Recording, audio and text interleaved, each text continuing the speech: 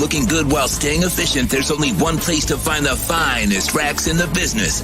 Pallet Rack City in Hialeah. 305-424-8547. That's 305-424-8547. Pallet Rack City is the company you need when you want your warehouse sporting the finest racks in the business. After all, who doesn't love a great rack? Pallet Rack City. 305-424-8547. That's 305-424-8547. Orlando, a.k.a. the Big O. He covers all the South Florida teams. For over 16 years, EJDconstruction.com has provided South Florida residents quality craftsmanship, accurate project management, and exceptional service. That's why EJDconstruction.com is an A-rated member of Angie's List and the Better Business Bureau. When you're looking for the right custom home builder for additions or home remodeling, please call my friend Eric at 305-433-4843. That's 305-433-4843 for EJDconstruction.com. Offense to the heat, well, you know what I mean. Monday to Friday, lollipop blow in the... There's no need to drive around South Florida wasting valuable time looking for a new or certified pre-owned Acura. Go to the #1 volume sales dealership in the Southeast United States. Craig Zinn's Acura of Pembroke Pines. Purchased with pace and space in a dealership tailored to your needs. From home buying to providing that personal touch. Contact the 2020 Satisfaction Award winner Craig Zinn's Acura of Pembroke Pines. 888-776-5123. That's 888-776-5123. Or visit them at 15601 Pines Boulevard in Pembroke Pines. Show O's on the radio, the top's where we gonna go, Miami, that's the way we roll. Folks, you can support the hardest working sports talk show in South Florida through Cash App or Venmo. Just search Cash Big O Show. Support us through Cash App or Venmo. Cash Big O Show. We thank you for your incredible support. On the morning show, Big O, no one has a similar show. Talk sports, talk plays, talk... If you're a Miami sports fan, then there's only one store to go to, and that's Caneswear at Miami Fanwear in Davie. They're your one-stop shop for all your inner Miami CF, Canes, Dolphins, Panthers, and Marlins merchandise. They have hats, t-shirts, game day jerseys, and so much more. Located at 2511 South University Drive in Davie, and open 24/7 online at caneswear.com or innermiamiwear.com. Call them at 954-835-5597. Caneswear, the spot where inner Miami and all Miami sports fans shop. Live and direct, because nobody do it better than Big O in the set. From sunrise, listen live. When you're ready to purchase a new home or refinance the one you have, American Dream Lending will make sure your loan experience is easy with fast approvals and quick closings. With many loan programs and competitive rates, now is the time to turn your dreams into reality. Ask about special financing for veterans. This is the Big O Show. Sports fans love a place with great food, cold drinks, and TVs everywhere. That's why sports fans love Sports Grill and their 7 amazing locations. Check out the Bird Road location at 11481 Southwest 40th Street in the back corner of the West Bird Shopping Center. Sports Grill is also now offering some great employment opportunities. All kinds of positions are now available from kitchen to hosting. Call for more information at 305-485-8845. From wraps to salads to amazingly delicious specialty dishes, Sports Grill is the home to the legendary special grilled wings. Since 1987, Sports Grill, good food, good drink, and good friends. It's the Big O Show. Judge, you tuned in to the hottest sports radio. When you need your warehouse looking good while staying efficient, there's only one place to find the finest racks in the business. Pallet Rack City in Hialeah. 305-424-8547. That's 305-424-8547. Pallet Rack City is the company you need when you want your warehouse sporting the finest racks in the business. After all, who doesn't love a great rack? Pallet Rack City. 305-424-8547. That's 305-424-8547. Orlando, a.k.a. the Big O. He covers all the South Florida teams. For over 16 years, EJDconstruction.com has provided South Florida residents quality craftsmanship, accurate project management, and exceptional service. That's why EJDconstruction.com is an A-rated member of Angie's List and the Better Business Bureau. When you're looking for the right custom home builder for additions or home remodeling, please call my friend Eric at 305-433-4843. That's 305-433. The viewpoint statements or beliefs expressed on the following program by the host, guests, or callers are not necessarily the opinions of FantasyXS.com, Media Group Inc., ownership, management, sponsors, or website. When it comes to South Florida sports teams, very few in the media have witnessed, lived, and covered it like the Big O. Let's start the program dedicated to your favorite South Florida teams with a passion that's unmatched. The Big O Radio Show is on. Here's the Big O. All righty. Welcome aboard, baby, to Hialeah Park. Oh, looks like it's not angled. There we go. Are we angled with the tango is the question. Do we have it now? No? Just a little bit? Let's see. Like that? Is that better? How about this? Well, like right in front of us here. That way I don't have to be turning around. I can actually look forward and talk to you all right there. Okay? No good? Oh, it's good? Wow, I nailed it right on the first shot there. Okay. Not really? Okay. Kind of. There you go. Okay. All right. Welcome aboard, folks. Yes, sir. We're not really a little late. We're just, fashionably late. We had some mix-ups in the audibles. No, actually, we're going to be on a little later today. So we'll be on past 1 o'clock today. So we started a little later. So that's kind of the idea. You know what I'm saying? I know it's I know you some of you would like for me to broadcast for 5-6 straight hours every day. I got to save the voice. That's a good thing. That tomorrow we'll have a little best of that we'll post a little Turkey Day best of for all of you out there. And apparently Sean is going to try some new stuff. I have no idea what that is, but he's going to surprise us with some stuff. Here's surprise number one. What is surprise number one? You can't see it yet, but we'll see. Okay. All right. 3, 2, 1. Oh, the delay's terrible. Okay. The delay. Well, there's a delay. But now we have what do we have? We do have 2 cameras. Oh. Testing a little thing here okay. for the Larry Little thing we have coming up. Right, yes. So testing to see how this works out. Anybody out there listening right now, let me know if you hear any echoes or anything. I'm just testing some things to see if they work, but here we go. We got 2 screens going at one time now, even on remotes. All possibly. Right. I like that. There you go. Growing every single day. I love it. We'll add even 2 camera. Now we're doing 2 camera work on our live shows, which is just absolutely phenomenal. Anyway, it's good stuff there, man. Nice job by you.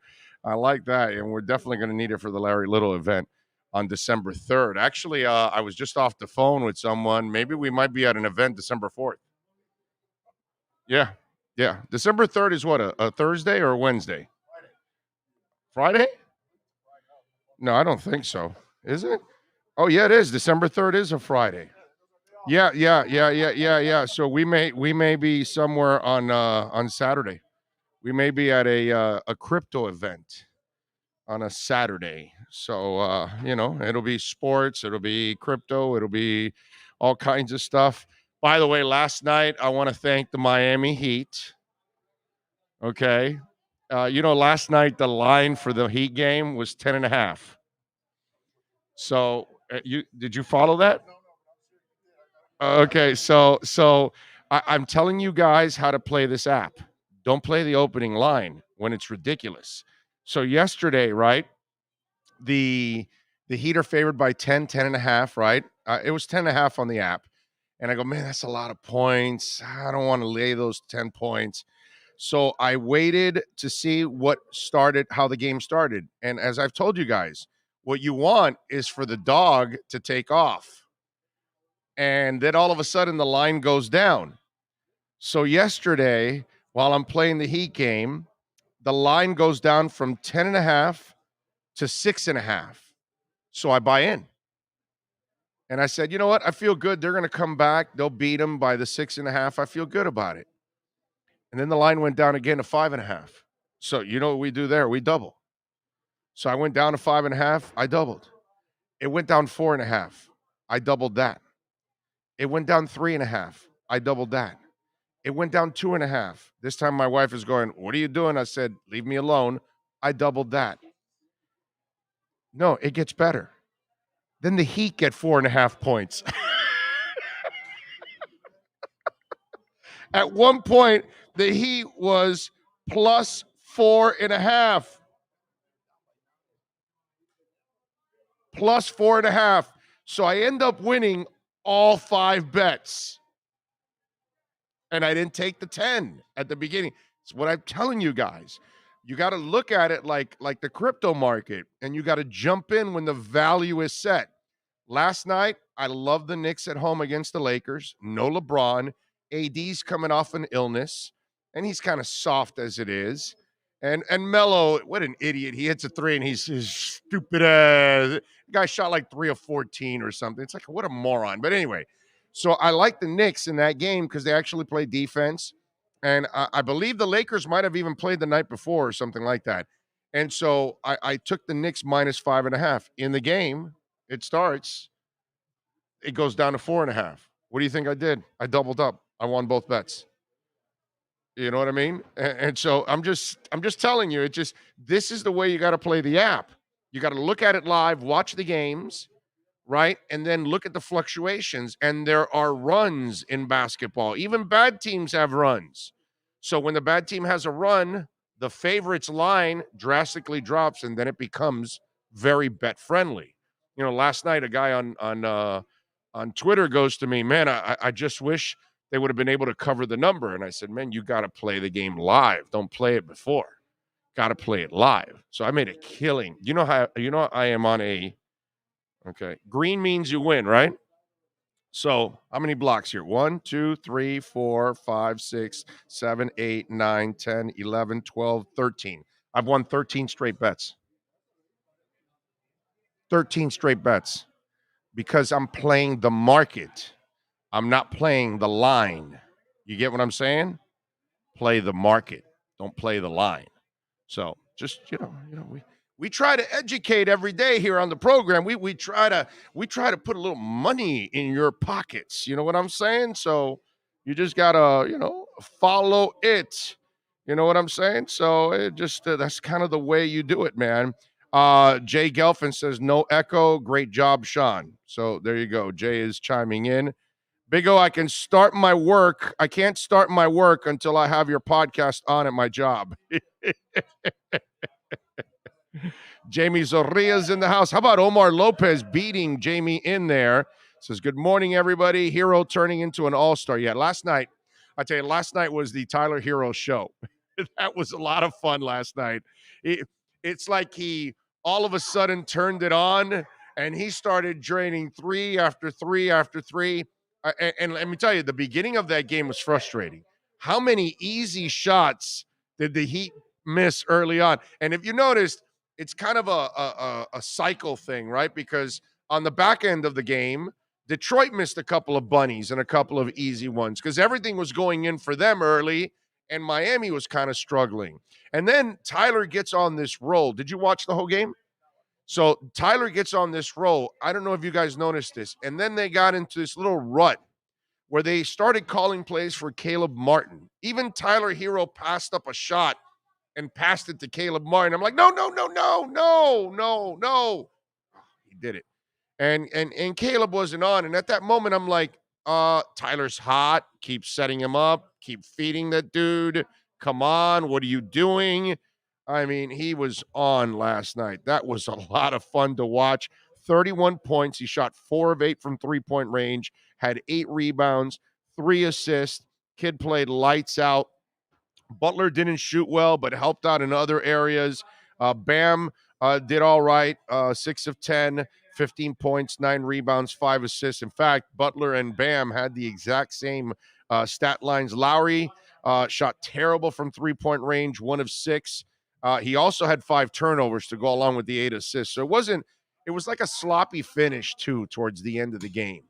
That was the other thing, that it wasn't like as sweet as it was to watch them pull away, and as fun as it was to watch Tyler Hero absolutely go off. It was frustrating at the beginning that they were missing the easy shots, and then it was frustrating towards the end where they got sloppy, they turned over the ball, lazy passes.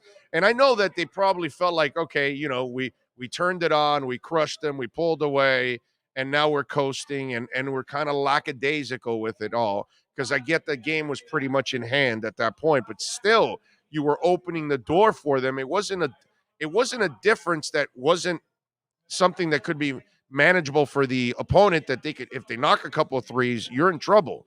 You know what I'm saying? But it was kind of a little bit of a sloppy finish towards the end. And we'll talk to Ira Winderman, by the way, later on in the afternoon at 1 o'clock. He's going to join us. We got a loaded show today. At 12:30, Joe Shad is going to stop by and join us. So, I'm sorry, at noon. And first of all, Alex Chiswick is going to join us at noon, the head of listings for OK Coin. So we'll talk a little crypto with the man that is in charge of OK Coin. So we'll get, for those of you that want to get into crypto and all of that. And by the way, he has his own podcast, which you should subscribe to it and check it out, because it's always good to listen to somebody that has been in the crypto sphere for a long time now. I think he got in at 2016. So he's been at it for a while now and kind of obviously running an entire cryptocurrency exchange. So he knows a lot, and he's in investing and all of those things. So it's actually a good podcast for you to listen to for those of you that want to get educated. And we will bring a little bit of that education your way today at noon. So we'll have some fun with Alex Chiswick, head of listings from OK Coin, at noon. At 12:30, it'll be Joe Shad with our AmericanDreamLending.com Miami Dolphins report. And we look forward to talking a little Dolphins with him. At 1 o'clock, that'll be Ira Winderman from the South Florida Sun Center with our Acura of Pembroke Pines Miami Heat report. So it's a beautiful thing. We got a loaded show for you. I know Steve Calabro will be by with his Wise Guy pick of the week, which, by the way, his Wise Guy pick, I'm going to call it a win last week, because they won by like 3. But, dude, Lamar didn't play, neither did Hollywood Brown. We didn't know that then, on Thursday, that if Lamar and Hollywood Brown played, they win by 10 points. So he would have. I'm going to give him a push on that, because it's like, it's obvious that they would have won by a few more points with Lamar and Hollywood Brown in the game. So, I'm sure the Wise Guy wouldn't have picked the game knowing on Thursday that Lamar wasn't going to play. We didn't know. You know what I mean? Apparently Lamar has a very weak immune system, because he gets sick a lot, whether it's COVID or a cold or whatever. And, I saw a report when the Dolphins were playing that apparently he sleeps like crazy. I mean, if you sleep so much, you should be pretty damn healthy. Should be well rested. I'm 55 and I haven't slept well in like 30 years. I'm going to get my machine next week to see if that's the issue. We will find out, as they say. Let's see. Ian from Brooklyn, Gus 1388, Jay Gelfin, Alex Perez Sanz, JG Long, Juan Vives says, that's right, smash that like button. It is very important to smash that like button. Ray, let's see, Varnikas, I think it is. He says, happy Thanksgiving, Big O and Sean. Do Cuban families serve something ethnic on Thanksgiving? What's on the menu? Well, I can tell you, we have a Latin style, what's it called? Thanksgiving. Because we have the turkey, then we have a small portion of pork that's there. I never have it. I only eat turkey on Thanksgiving. I get plenty of pork on Christmas and on New Year's. You know what I'm saying? So I kind of stay away from the pork, but some people get a little bit of pork. But normally it's maduros, it's boniato, it's what's that other one that I don't like? Yuca. The yuca is also a popular one there too. And so, that's the kind of stuff that, I mean, listen, everybody's different, of course. None of us are, it depends on what ethnicity it is. And you may have a little different flavor. Like there's no mac and cheese. We don't have any cranberry. And no cranberry at Thanksgiving is like blasphemous for some people. You know what I mean? Like, Sean, do you have to have cranberry? No? Your dad does. Okay, see, there's some people that take the take that stuff seriously. You know what I'm saying? I understand that. Yeah, the one thing that has to happen is cranberries for my dad and gravy for me. There's got to be gravy there. Oh, yeah. Mash and gravy, yes. Yeah, it's got to be mash We and have gravy. mash and gravy. We have mash and gravy, too. You guys do? Yeah, we do. Mash and gravy, there is some, yes. Okay. No, But because I've been to some Latin households. No pies. Really? No mac and cheese. No cranberry. And no mac and cheese. Yeah, I'm not. I've never. By the way, I'm not even a mac and cheese guy. Yeah. I don't really crave mac and cheese. Who are you? Yeah, no, yeah. I know it's bad, right? It's bad. It's shameful. I get it. Hey, dude, I put ketchup on my hot dog. So what? I'm just right. I'm a total loser. I know. I'm sorry. I apologize. There's some things about me. I'm defective. It is what it is. What can I tell you? Rosendo says, good morning, Big O Nation. Happy Wednesday morning. Thought of the day. As we express our gratitude, we must never forget that the highest appreciation is not the utter words, but to live by them. That's JFK. Nice job by you, sir. Thank you, Rosendo. Let's see. Worried about Cardano being delisted from eToro? No, not at all. I'm not worried about it at all. In fact, if they, I'll be worried if it's crypto or Coinbase or Binance or something like that. I don't know what's going on with eToro. Maybe they don't want to stake anymore. Okay, that might be, you got to understand there might be some kind of an agreement there, and that's why they're pulling it from there. You know what I mean? But I do love the fact that it's consolidating, and so load up a little bit more. Victor Huerta says, Big O Crow is at 92 cents, up 17%. I'm with you, man. I'm with you. It's beautiful watching Crow climb, man.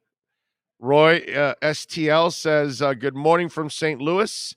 Can't wait to see Tua this weekend. CMC makes me nervous. If we can bottle him up, should be another win. And he's talking about Cam Newton, of course. I'm sorry, but Christian McCaffrey, of course. I think both Cam Newton and Christian. You got to bottle Cam. You can't let him run either. So you got to bottle both the running game there because Cam's a mediocre passer. Make him be a passer. Don't make him be a runner.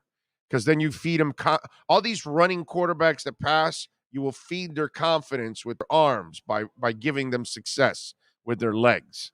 So that's kind of the key there. Kyle's been good for team chemistry, but man, it feels like Lowry a bit dissatisfied. Nah, he's had good moments. Remember, he's also suffered a few injuries too, and he's hung in there. Yes? No, I was doing the press conferences this morning. Yes. And it looked like he took offense to a question about Tyler Hero going on a run, hitting a couple. He's like, they're like, what'd you think of the run for Tyler Hero? And he's hitting a couple threes? Right. That's a run?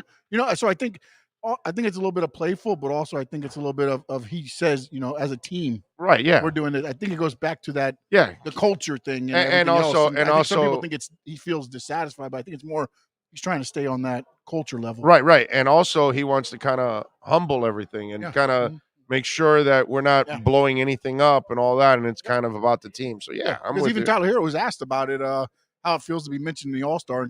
And Tyler kind of knocked it down. Like, there's still a long way to go. Yeah, dude. Yeah, exactly. Yeah, no, you can tell Tyler has matured now. You can tell that he's a different cat right now. And mentally, he's at another level right now. You can tell there's a level. Hey, listen, it usually happens when you have a kid.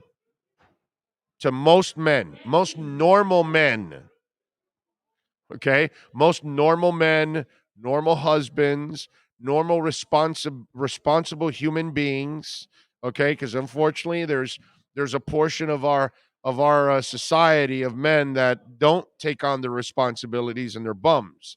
You know what I'm saying? But most men that have a family or they have a child, they take that responsibility seriously and they want to make sure that they're there to give their child a foundation.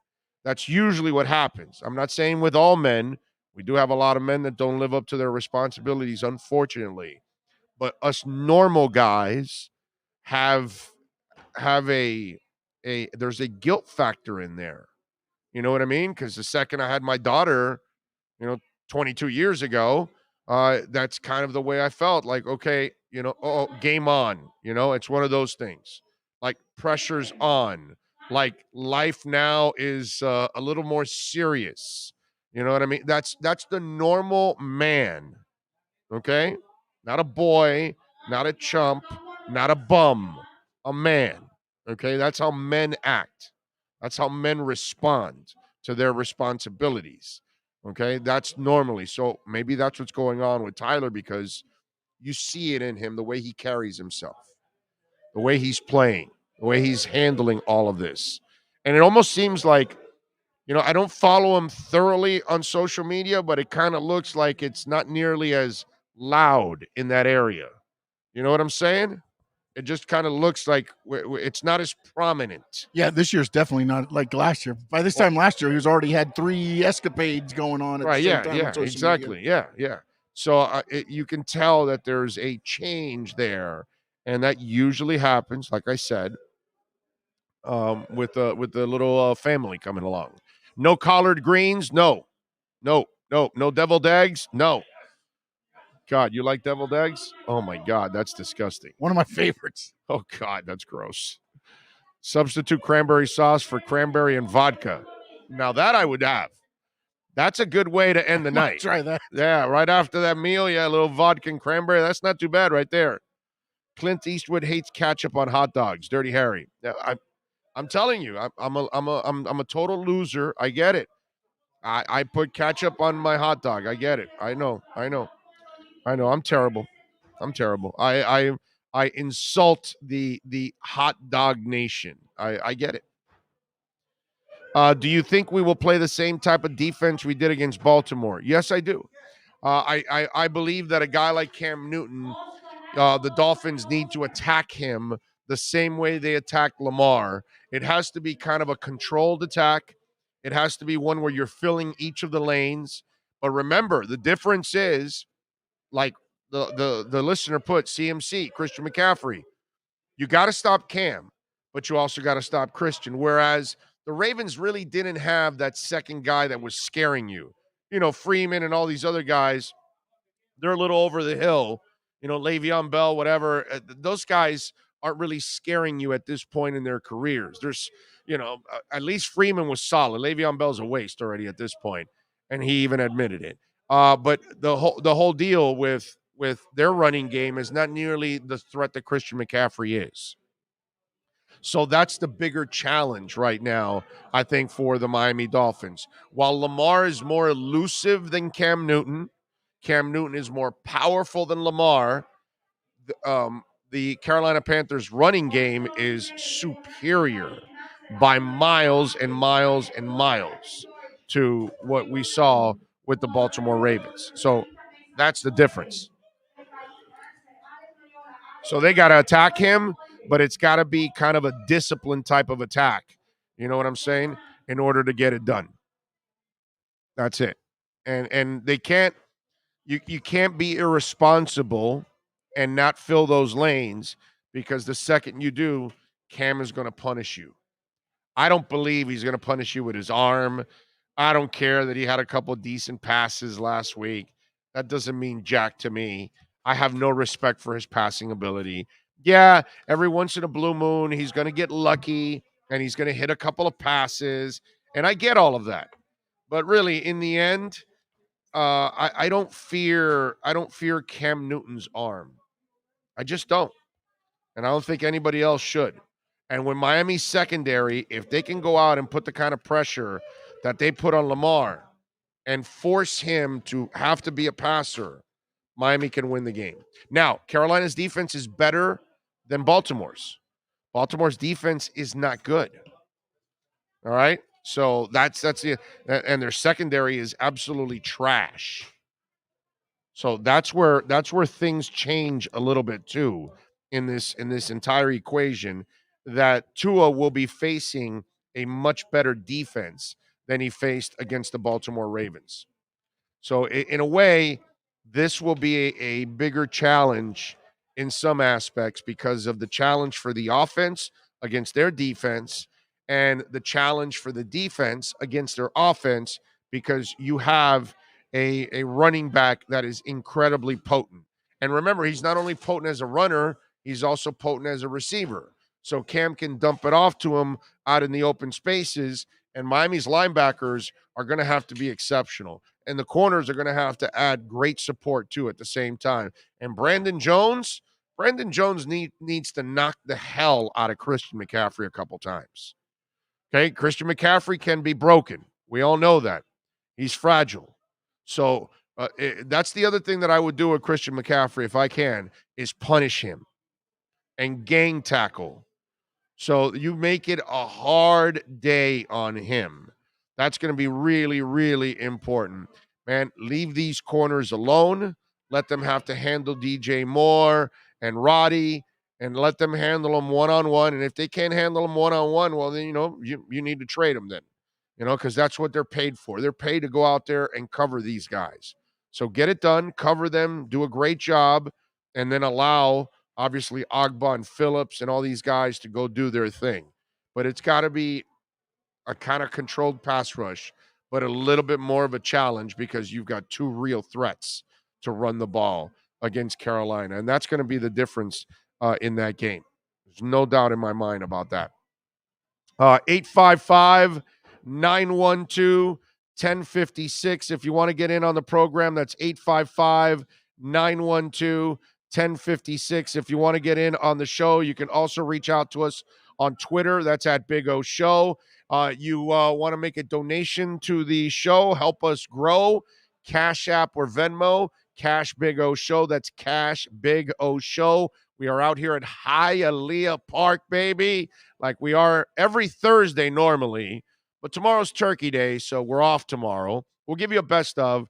I don't know, maybe I get crazy and I pop on for 20, 30 minutes tomorrow and BS a little bit and then get the hell out or something. You never know. I might feel like doing that before the tryptophan kicks in and I fall asleep, because that middle game is going to be a bitch.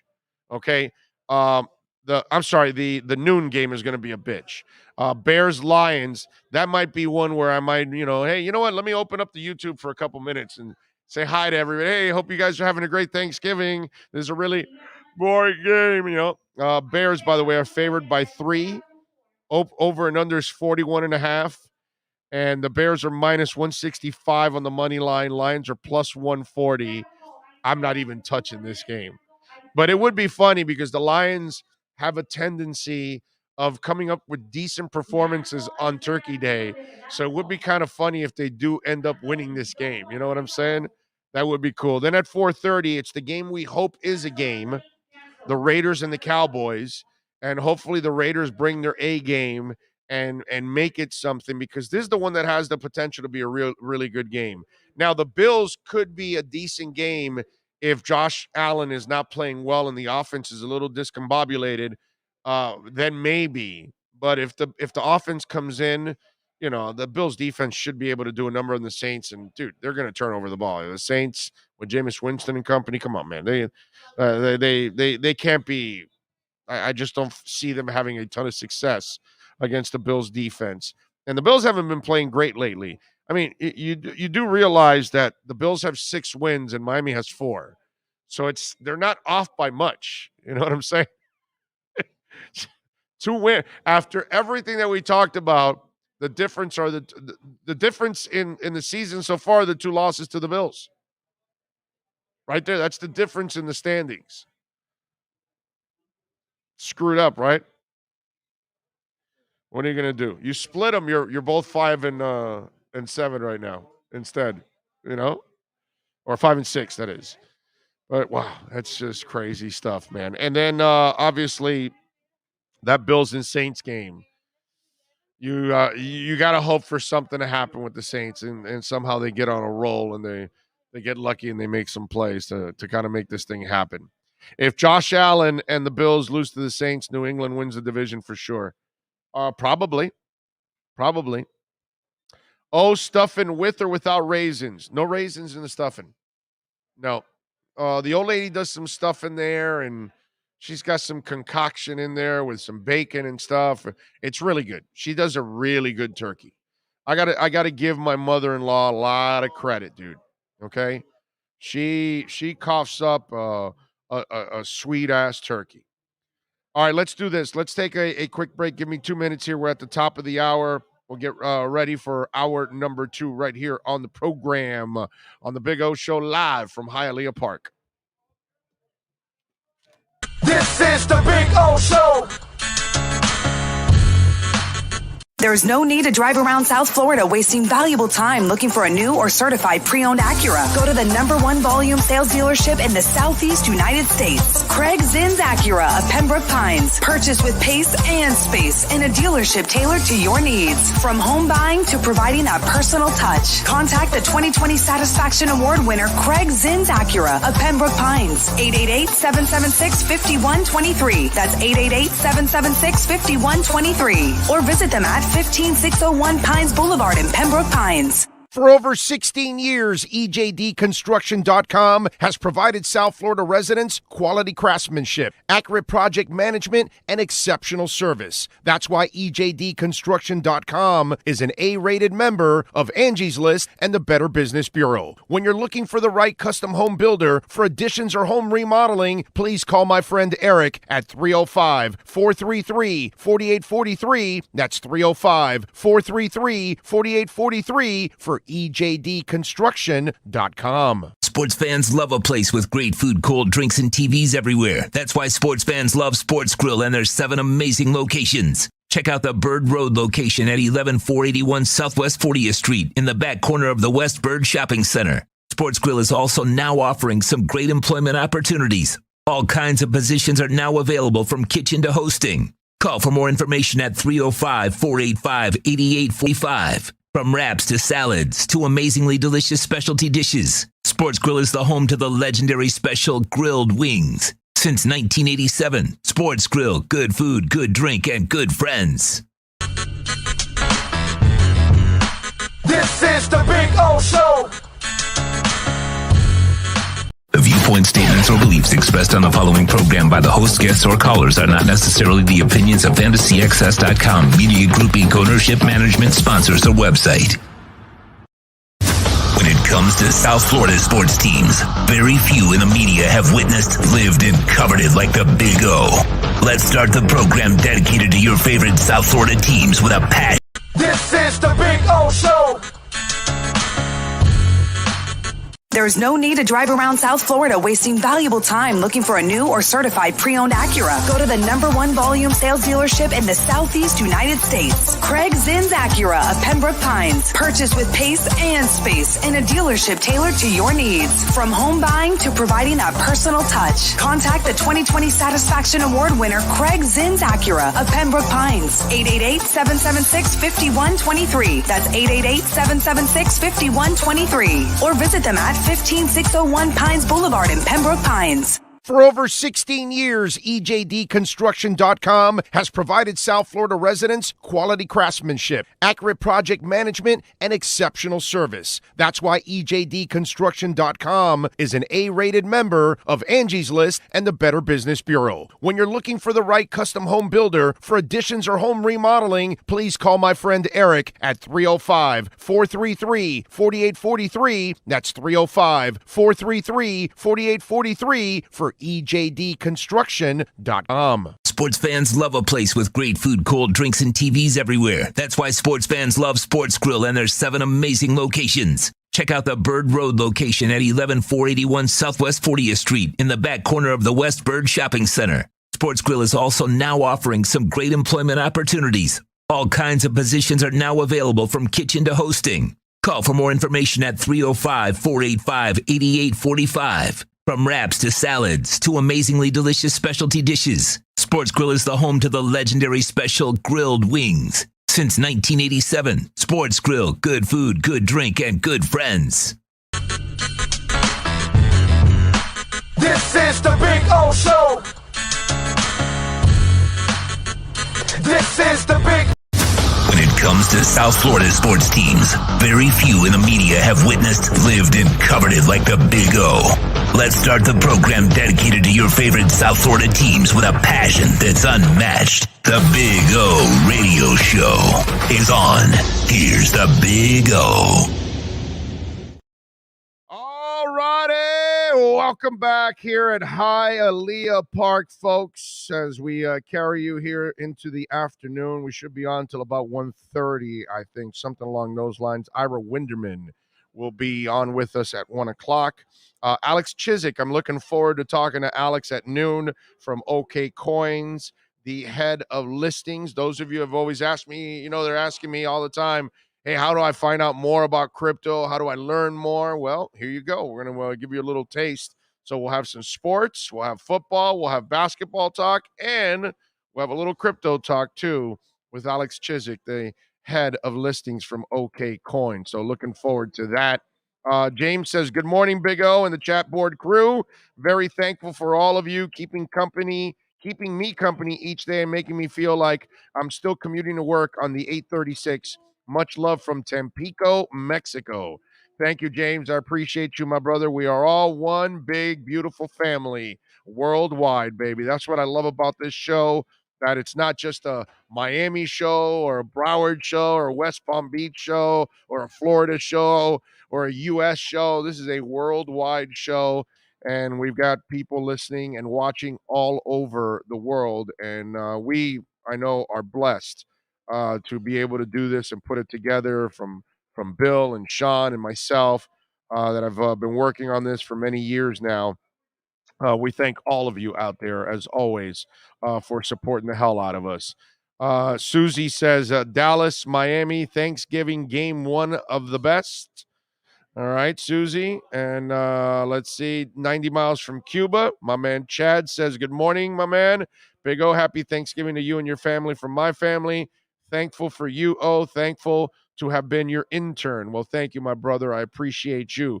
And when am I going to see you again? When are you going to come out to a sports grill for a game? When are you going to come out to Hialeah Park, to Acura Pembroke Pines, to Canesware? We got spots all over where we're making appearances and hopefully growing, and hopefully adding, hey, listen, maybe your business needs a little live show action from us. Give us a ring, man. Give us a ring. Reach out to us on the text line, 855-912-1056. My DMs are always open on my Twitter page at Big O Show. There's the email at bigoradioshow@yahoo.com. There's many ways that if any of you out there want to sponsor our show and want to be a part of it and reach so many people, please join us, man, and help us grow in a big-time way. We are working on, by the way, already on something maybe for the East West Shrine in Vegas. So this is a grind that we got going on here on the program, but it's a fun grind. There's no doubt about it. It's definitely a fun grind, and I appreciate all of you out there as always for supporting the hell out of us. Let's see. Tonight the Flyers are at the Florida Live Arena to take on the Panthers. And, they announced that the Eagles are coming to the Florida Live Arena. Did you see that announcement? That was pretty cool. I saw through you. Yeah, that's right. They mentioned it, and let me give you the date for that. They mentioned it. It's February 25th of 2022. The Eagles will be there. And so I retweeted it out, and I put, on a dark desert highway, cool wind in my hair, warm smell of colitis rising up through the air. Up ahead in the distance, I saw a shimmering light. My head grew heavy. My sight grew dim. I had to stop at Florida Live Arena that night. So there you go. So that's where we got to stop on February 22nd. I'm going to see if I go to that one because I always enjoy the Eagles concerts, and I love listening to Don Henley sing. And let me tell you, this new version of the Eagles, the way they replace, well, nobody replaces Glenn Fry, but the Glenn Fry part, which is played by his son, really, really nice job overall. They do a really, really good job. I don't know if the country singer is still with them. If he is, he does an exceptional job, but he might have continued on to do his own thing. I'm not sure about that. I'd have to check it out, but it's good. Let's see. The Eagles without Glenn Fry, not interested. Raging, it's that's your opinion, but I don't mind supporting it because it's still keeping the music alive, which is what it's all about. So you still have several of the originals in it, and they still sound phenomenal, man. Hey, you go see Kansas now, and they couldn't do it with the lead singer from the original singer with Steve because he doesn't have the voice anymore. You know what I mean? But you go look at this new version of Kansas, and they sound phenomenal. And even their new albums, the last couple of albums that they've produced, are really really good, actually. But it's kind of keeping the music alive, and there are several. There are still a couple of what's it called? Originals from that band. Although we did lose Robbie Steinhardt, he wasn't with the band for a few years now. But I know we just lost Robbie Steinhardt recently. I want to say like last 6 months or something like that we lost Robbie. In fact, when I saw Kansas a couple of years back, Robbie stepped in. Bill went with me to that concert, and Robbie was there for a couple of songs. It was actually pretty cool that he came in and stepped in for a couple of songs. And listen, I've seen the original Eagles all the way back to the day, and all the way through now. I've seen the original Journey. Well, not the original Journey, because the original Journey is from the early 70s. But the Steve Perry version of Journey, and then this Journey. And if you go watch Arnel Pineda, I mean, if you never got to see Steve Perry, Arnel Pineda does an excellent job. And it's a great way of keeping the music alive. And let me tell you something.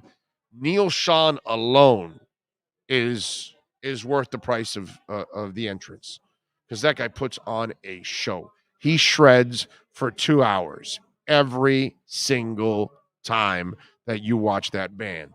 He is just an absolute phenomenal guitarist, man. Love watching Neil Sean jam.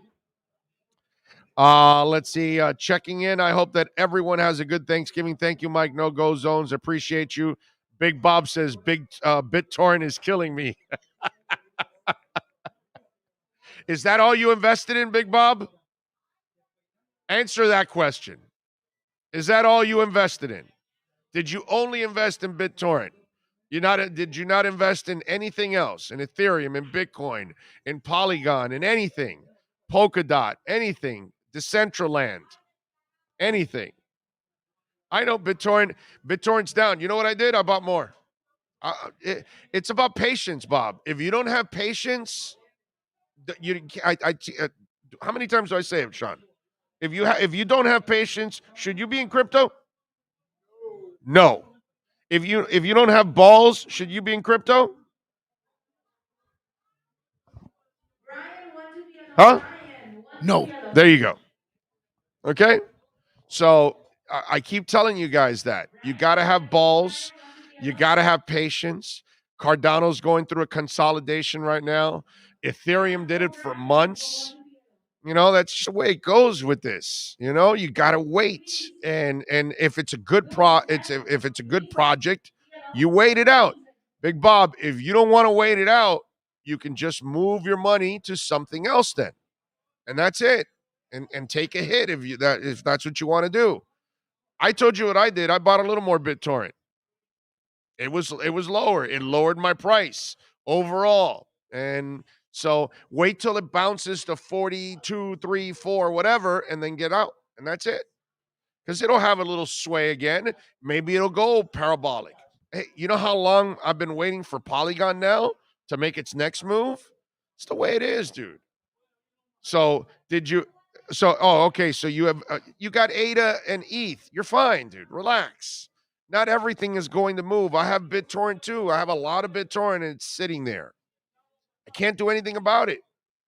I gotta wait. Ecomi made a really nice move, and now it's kind of stayed still for a little bit. Now it's been like that for a little bit. I gotta have patience. So the way that Crow didn't move for months.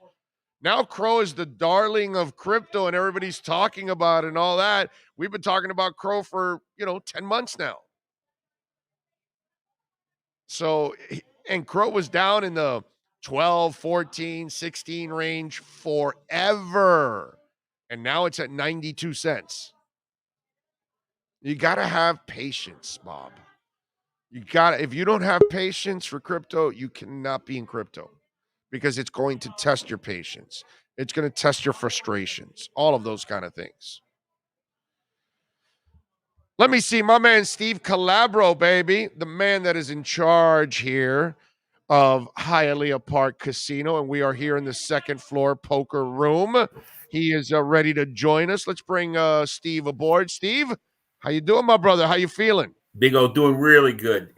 Big O, I want to start with, I talked to my guy, and I want to apologize to your listeners. No, you don't. You don't have to apologize. We had no idea that Lamar and Hollywood were going to be out on Thursday. I was going to tell you that's a push because they won by like 3 or 4 anyway.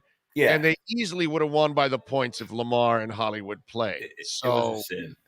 It was a sin, but it happens. This is why I take a quote from Big O.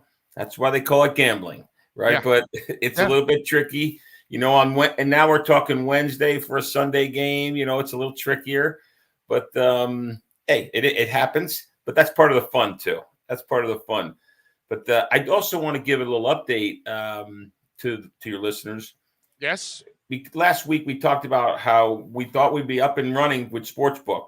Yes. Our Hialeah Park sports betting, and unfortunately, what we've, our society nowadays, that's why I love sports, because sports is great. It's fun. But there's another part of our society, and that's that litigious side, the legal side. Yeah. And unfortunately, it's a reality. And so we've hit a legal snafu, a legal speed bump, whatever you want to call it. And there's a process we've got to go through now. Yeah, so they'll appeal it. Now it goes to the courts, and they'll appeal it, and now we'll hopefully get everything settled down the line. We'll figure it out. The problem is, it's really, look, I feel bad for the citizens, the average guy in Florida that wants to, bet sports, because right now it's very, very limited. And so, once we get through this, it's going to be much better for that average Floridian that wants to bet sports. But it's going to take some time. I don't think this is going to be a 2 or 3 week thing. This is going to be a lengthier process, and it's kind of very disappointing for me, and to have to tell that to you and to all my customers and all your listeners. So yeah, but it's out of your control. It's out of all of our controls. It has nothing to do. I mean, the only thing is it slows down the process that we won't be able to enjoy sports betting yet at Hialeah Park. Eventually, it'll happen, and we'll get over this hurdle. But hey, look, this is the way I look at it. We're a lot closer to having it than we ever were. You know what I mean? I was still betting last night.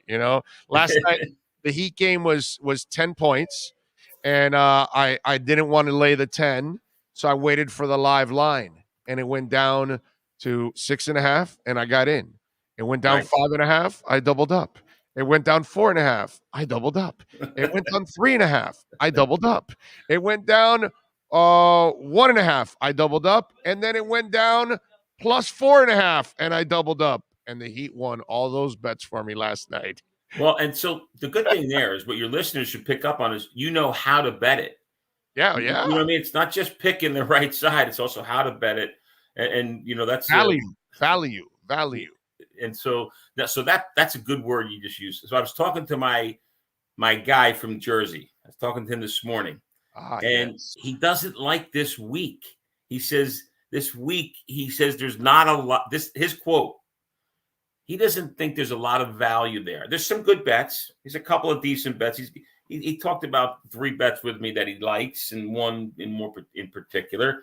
But he said there's a lot of bets he's not really crazy about this week. But hey, some weeks it's a little easier than others. But there's still 3. There's still 3 that I want to get your opinion on. Okay. So the first one is, and this is a tricky one, because I'm a Giants fan I'm a Dolphins fan now, but when I was a young person, a young man, a young boy, I was also a Giant fan. I'm also sort of have a little connection to the Giants. And so the Giants are playing the Eagles. Big rivalry game. I mean, Miracle in Meadowlands was the whole thing, 30 years ago, and that's a great story too.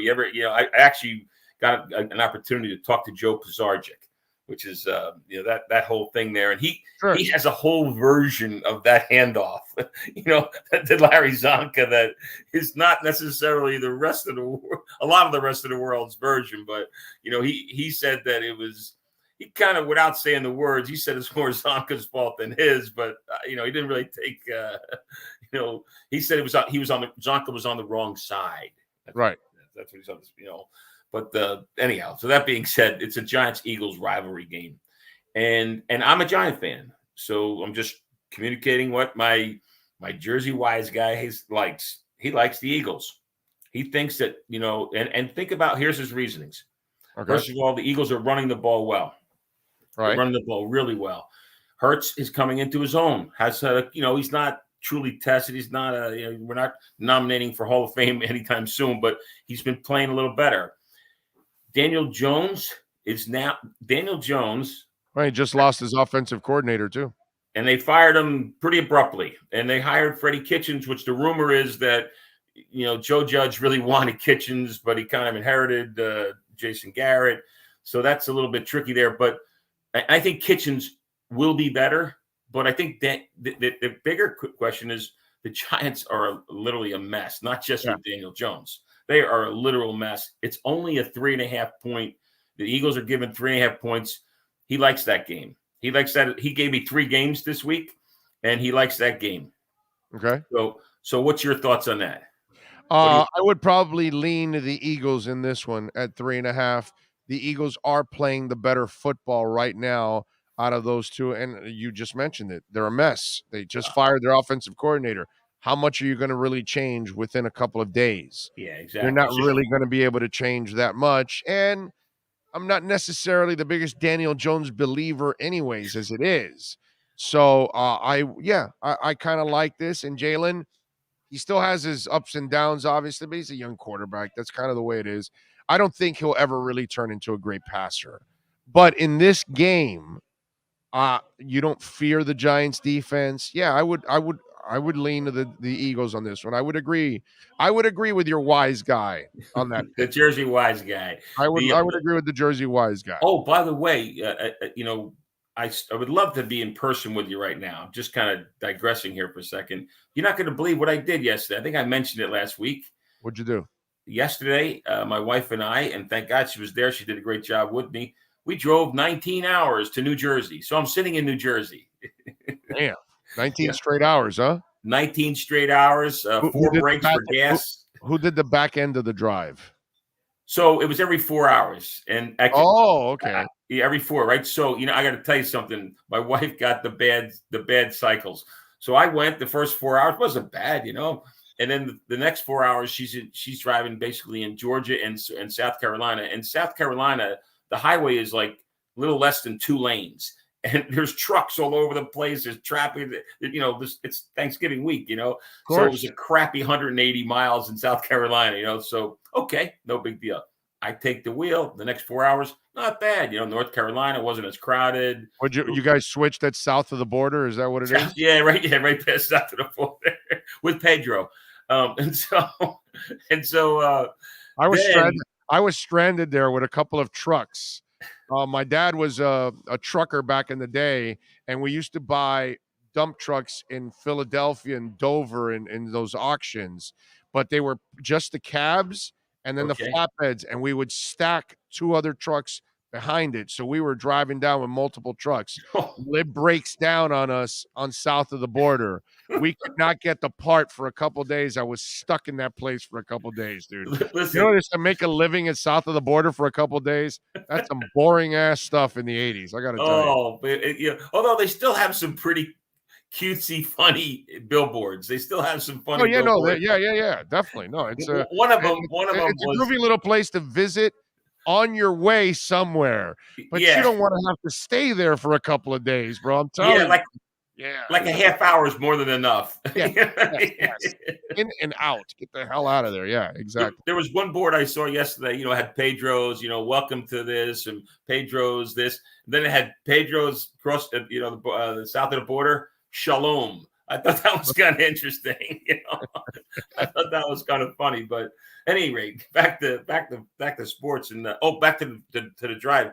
So then I handed off, and my wife did a great job, but it was a bad call. It was a bad pick. She drove through Richmond, Washington, D.C., and Baltimore during traffic time. It's horrible. I don't know how people live there. I don't know how they live there. It's worse than Miami. It's worse than Miami, I think. Plus they got the cold. So it's not only is traffic, it's cold as hell. So I'm with you, my brother. I'm with you. Listen, I'm looking outside right now. It's about 35 degrees. And people in the neighborhood are here saying, "Oh, it's only 35." It's a warm day. Warm day. It's all right. Don't worry about it. 20 years from now, it'll be 45 on this same day. So don't worry about it. It's only hopefully. I'm praying for that. only going to get warmer, unfortunately, in our world. All right. So what's the pick number 2 from the wise guys? Okay. So this one's amazing. This is tomorrow's pick, just in case. Because he wasn't crazy about Thursday's pick, but he said, "Hey, look, people are going to want to know about it." He likes Dallas.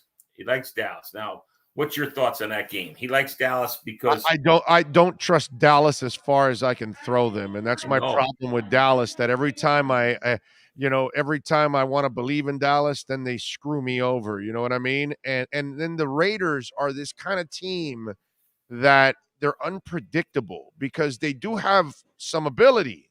So there are times that they can actually put it together and play well. My problem with this matchup is it's too many points. 7.5 points is a lot of points to lay. I might wait for the live line to come down. And hope that the Raiders do something early and score something. Then that thing comes under the 7, maybe down to 5.5 or something like that. And then maybe I'm getting in there. But 7.5 for me is a little too much. And Dallas hasn't done enough to convince me that I can trust them. And by the way, do we know if their left tackle is going to play? Well, we don't know that. And there's a bigger question is CeeDee Lamb. We don't know if CeeDee Lamb's going to. But they're loaded at wide receiver. So they. Yeah, but Amari Cooper's out. That's right. Cooper's out, right? So how does your wise guy like this game? I didn't agree with him. He did say that if CeeDee Lamb doesn't play tomorrow, lay off the game. But come on, that's he thinks he's going to play. But I didn't like the game. I'm just giving you 3 that he talked to me about. Here's the third one, and this one is his favorite. This is his favorite, and I got to tell you, this is a tricky one. I'm not crazy about it, but I said that this is what his words were, and I had to correct them. And you're going to correct me when I say that he likes the Washington Redskins. Now I said, whoa, because he's old, he's an older wise guy, right? So you mean the football team, right? So we're making sure that we're politically correct here. Well, Seattle does suck lately. I mean, they've won 3 games, and Washington is home. Washington has a really good defense. They have a very, very good defense. That's his pick of the week. If you're picking one, he likes Washington. It's a 1-point spread. I believe they're giving Washington's given 1 point. I got to give. I think we can give Ron Rivera credit. I want to say they've gotten better as the season's gone on. Sure, and I can. Listen, this quarterback isn't bad. He almost looks Heineke. Yeah. He looks good. He looked good. Right. He looks very competitive. It looks like the team's rallying around him. They have a decent wide receiver. The couple of wide receivers, one superstar, I think, and a good running game. And the defense is really their strong point. And Seattle, Russell Wilson hasn't thrown a touchdown since he's been back. He may have come back. They beat Tampa 29-19, and then they beat Carolina 27-21. So, they're on a roll right now. They've won 2 in a row after losing 4 in a row that they lost to New Orleans, Kansas City, at Green Bay, and at Denver. Now they've kind of come back a little bit here, and they've been able to figure it out the last 2 weeks. I think Ron Rivera is a terrific coach. They just don't have enough yet. But at least in this game, you know what? It's only 1 point. They're at home.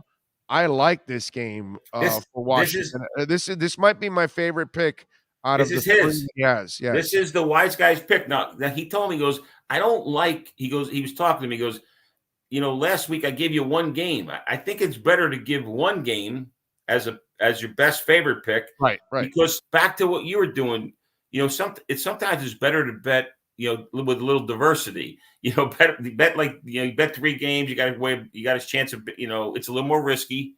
It's a little more expensive if it goes south all 3. Sure. But he said basically those are the 3 picks, with Washington being his favorite. That's his. The only one I'll disagree with the wise guy is the Dallas one, and I would wait for a lot, like I did with the Heat last night. Then I go, no, I'm not laying 10 and a half. No, I'm not doing that. I'm going to wait for the live line. And then all of a sudden it started dropping to the point that they started giving me points. I'm going, oh, wait a minute. You're giving the Heat points? You're giving maybe what could be the best team in the Eastern Conference points? I'll take them. Let's go. And I figured that they would get their thing going, and Tyler got it going. And you know what? I took the Knicks last night. I took the Knicks laying 5.5 against the Lakers, because the Lakers aren't very good on the road. LeBron was out. AD's coming off like a cold, and he's kind of soft anyways as it is. And the Knicks actually play tough defense now, man. And they got a decent little team now. Why was man. LeBron out? Why was LeBron out? What was the what? Why was LeBron out? He was suspended from the elbow in the face to Stewart. Oh, for that incident. Yeah. They suspended him for a game. They suspended the other guy who went maniacal 2 games. So I knew with LeBron out, I said, this is low hanging fruit here. So I laid the 5.5, and then the live line moves down to 4.5. I doubled it up.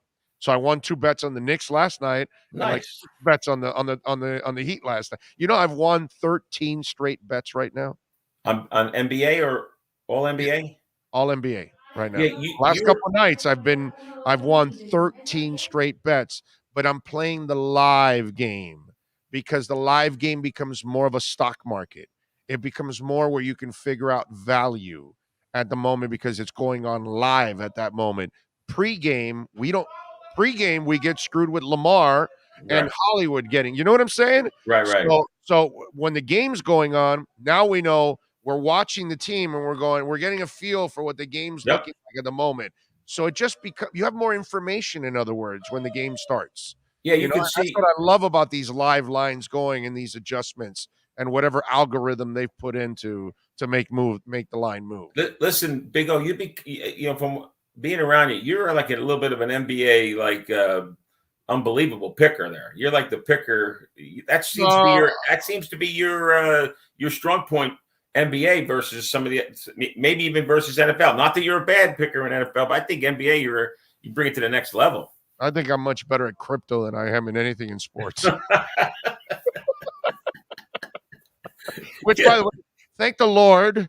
Okay, because I'm putting some life-changing money on it, not on the betting on the crypto. So now I'm glad I'm picking the right crypto coins. You know what I'm saying? So now it's an investment, not a bet. Yes, exactly. It's an investment, not a gamble. So yeah, I'm having fun. By the way, speaking of that, I didn't even wait for the live line in the Washington game. I laid a couple bucks on it. 1 point is nothing. I'm all over that game. That's really the pick of the week. I like that one for me. That's officially the New Jersey wise guy pick of the week, but he did want to give 3 because he thought that it would be, a choice of, multiple bets. Sometimes it's you can fade one. And by the way, Seattle doesn't have a running game that scares you either. Yeah, and they got to come across country. It's a hard, it's a hard commute. Not commute, hard. No, it's a bitch of a defense to face, dude. They have done an excellent job at drafting and building that defense. And you have Ron Rivera running your team, and you have talent on defense. That's a scary combination. Looks like Russell Wilson may have come back too soon. There's a theory there that he may have just tried to push it a little too soon because. Are you shocked? He's not the first guy to do that, my man. I mean, that's the history of sports, actually. Right? Well, that's true. Listen, I want to get back to one more thing with the Giants-Eagle game. That was also a fun game. Up here in Jersey, everybody, half of the state is Philly, the Eagles, and half is New Jersey Giants. Well, the world can't be perfect, but go ahead. Oh, they're the New Jersey Giants. You know that, right?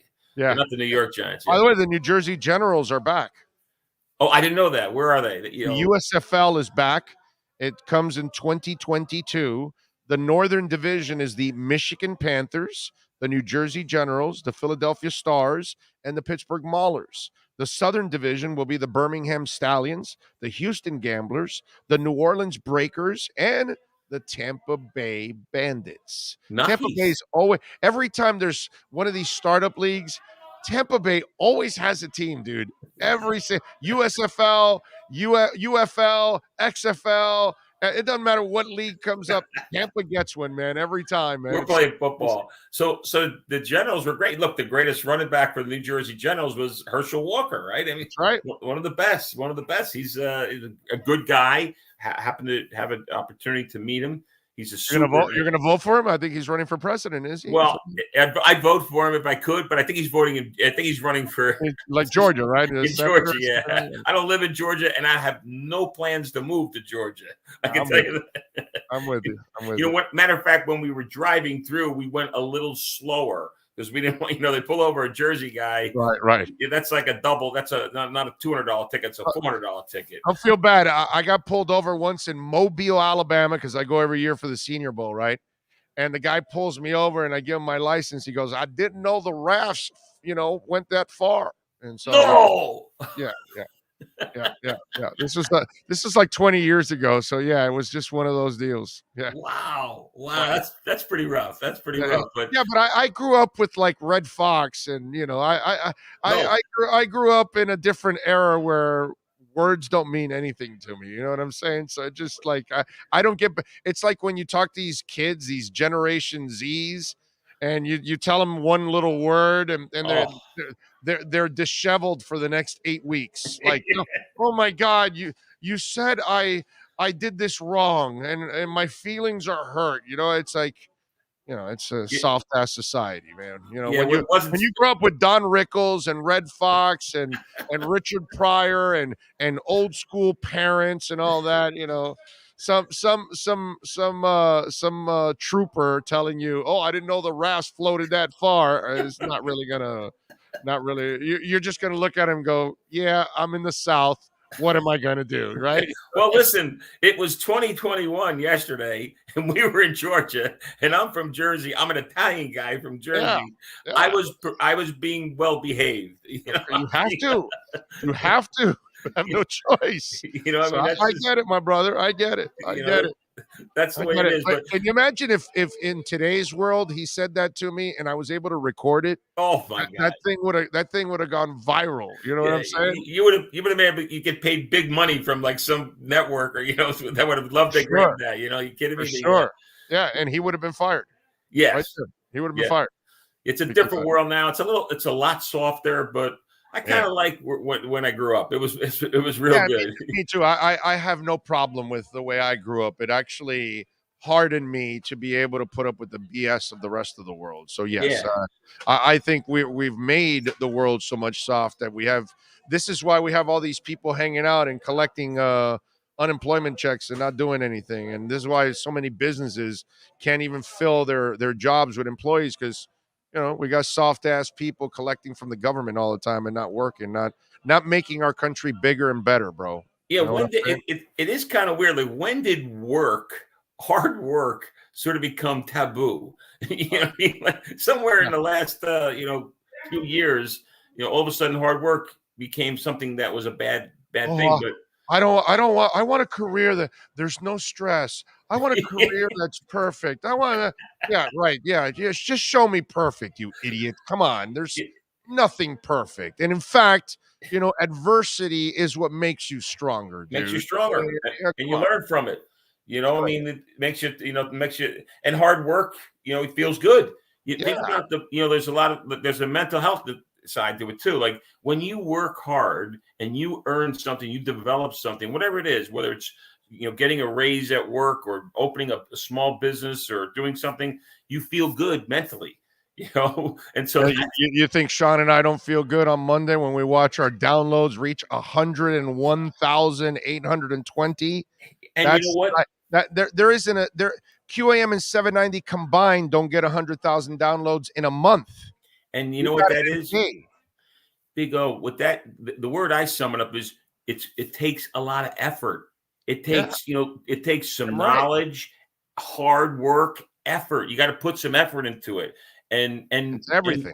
And it does reap benefits. You're feeling good that you're seeing as you're growing a business, you're growing your show, and like it's a positive thing. It's real positive. So I'm glad that we even though you were a youngster, you would have been a young kid. You're still a lot younger than me. I still gonna bust you all the time. You say oh, we're the same age. Come on, you were in fourth grade. You were in fourth grade. I was a senior. It's all. Hey, I do the same thing to somebody that's in their 20s, maybe even early 30s. I say, hey, what's up, kid? So yeah, it's just one of those. Well, I'm not going to call you kid. I'm not going to call you kid. If I was 30 years older than you, maybe I call you kid. Usually the 20-somethings, I usually say, "What's up, kid?" I usually even say that. They're looking at me like weird, like I'm 24. Yeah, you're less than half my age. Shut the hell up. You're a kid. Exactly. You're 24. You're a kid.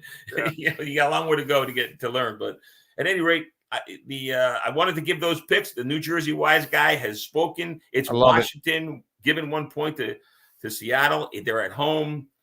I think Heineke's going to have a good game. I think their defense is going to have a great game, and that's the pick. I love it. I'm just emotionally tied to the Giants. I like the fact that he picked the Eagles and the Giants, and he picked that game, and he went with the Eagles. But just so you know, I want you to understand it. I know this is a little bit much on the jersey thing, but I'm sitting here in New Jersey. I got my little, I have a little golf shirt on that I did it in Miami. But underneath that, I wear it like it's normal. It's normal garb for people from New Jersey. This is a T-shirt. It's a Exit 63. That's where, just so you know, that's where I used to live. Now I live a little further north, about 5 miles north. Exit 74 and exit 69. There we go. T-shirts in New Jersey, you're defined by what exit you're from, and I actually have the shirt. So, and a little note of trivia: it's not like anything. I don't want you to overread this, but exit 63 happens to be where Kaseki grew up. Mike Kaseki grew up. That's it. We talked about him last week, and he's an exit 63er also. So, all right. So maybe someday we'll get him on the show. He'll have his exit 63 shirt. I'm going to get one of our beat guys to mention exit 63 to him to see what kind of response he gets from it. We'll do that. He'll know exits. I will guarantee you he will know exit 63. All right, my brother. Well, you enjoy Thanksgiving with the family. We will catch you here next Thursday. We'll be back on schedule next week. We were only here on Wednesday because obviously tomorrow everybody's off and enjoying it.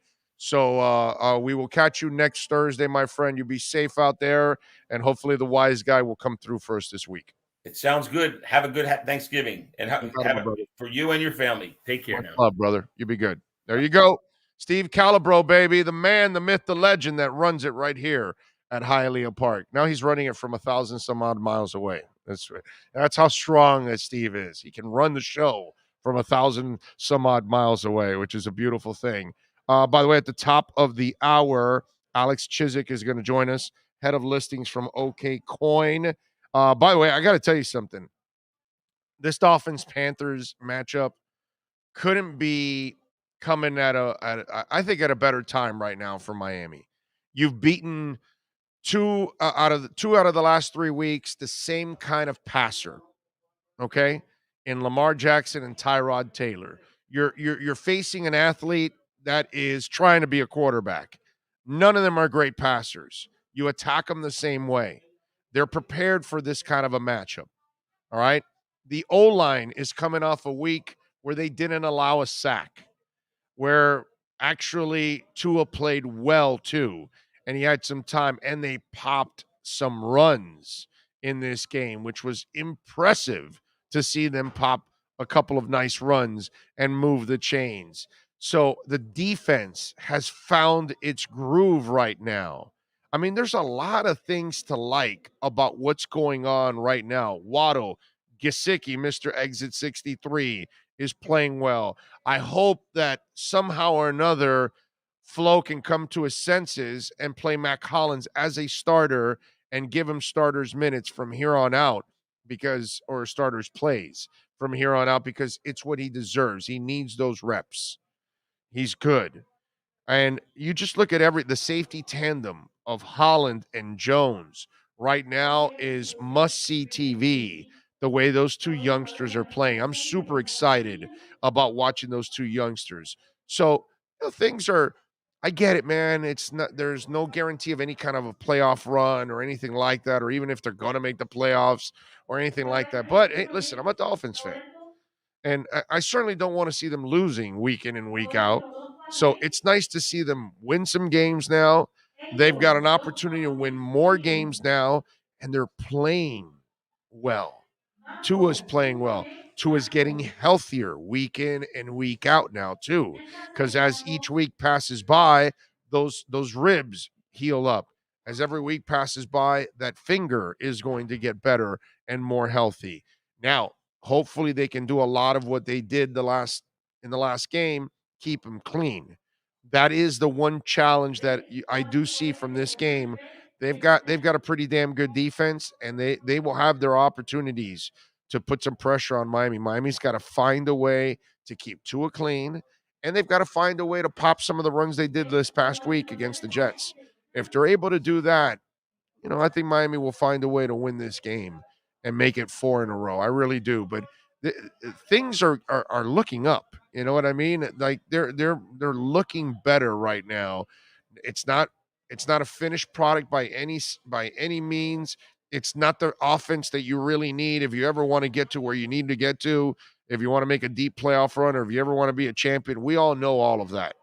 But at least for now, damn, it's a lot better than what we were watching for several weeks that they kept losing.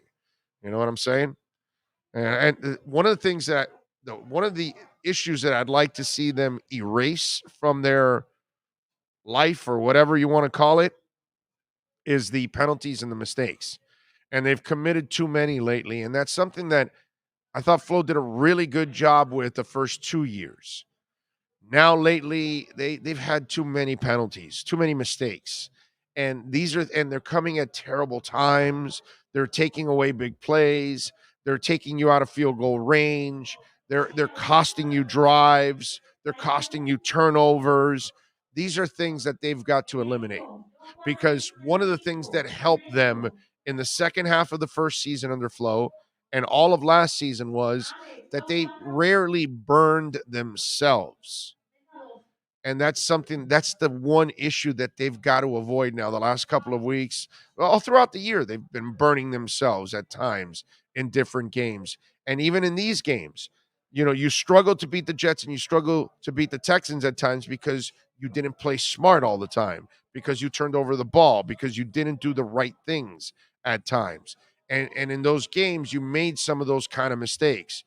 They cannot do that this week against Carolina. You just don't want to feed them any kind of confidence. So I'd like to see while you're playing better overall, I'd like to see a smarter team out there too. Stay away from the injuries. Stay away from the mistakes. Pipe Man Slim says, Big O, love the old school talk between you and Steve. Gen Z killing me. Big O cashing out on an engine. Been waiting forever for engine to go up. Yeah, that's how it is. And you've got an engine's gone up. I don't know where you got in on engine, but engine's gone up. So at least if you want to listen, if you're going to get out, and you're going to get out on a high, because at least they have what's it called? You're making a little money, then hell yeah, man, go for it. Yeah, do it. Let me see here. Here we go.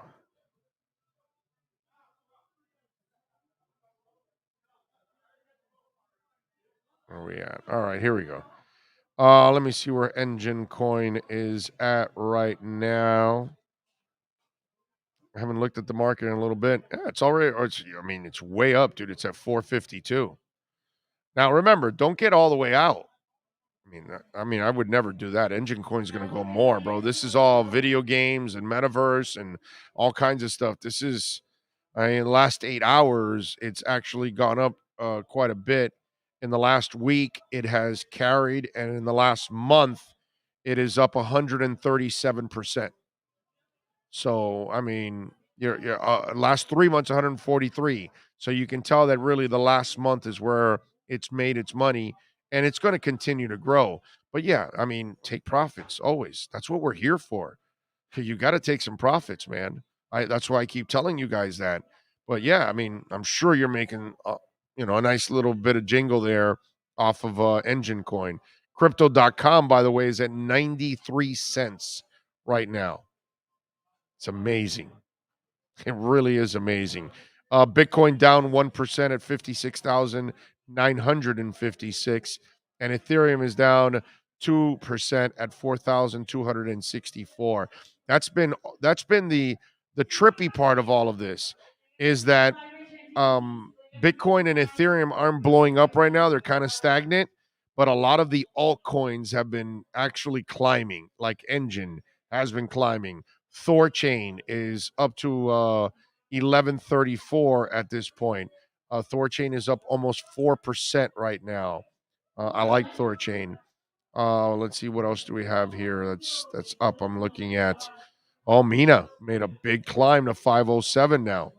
Mina made a charge. It's up 8% right now.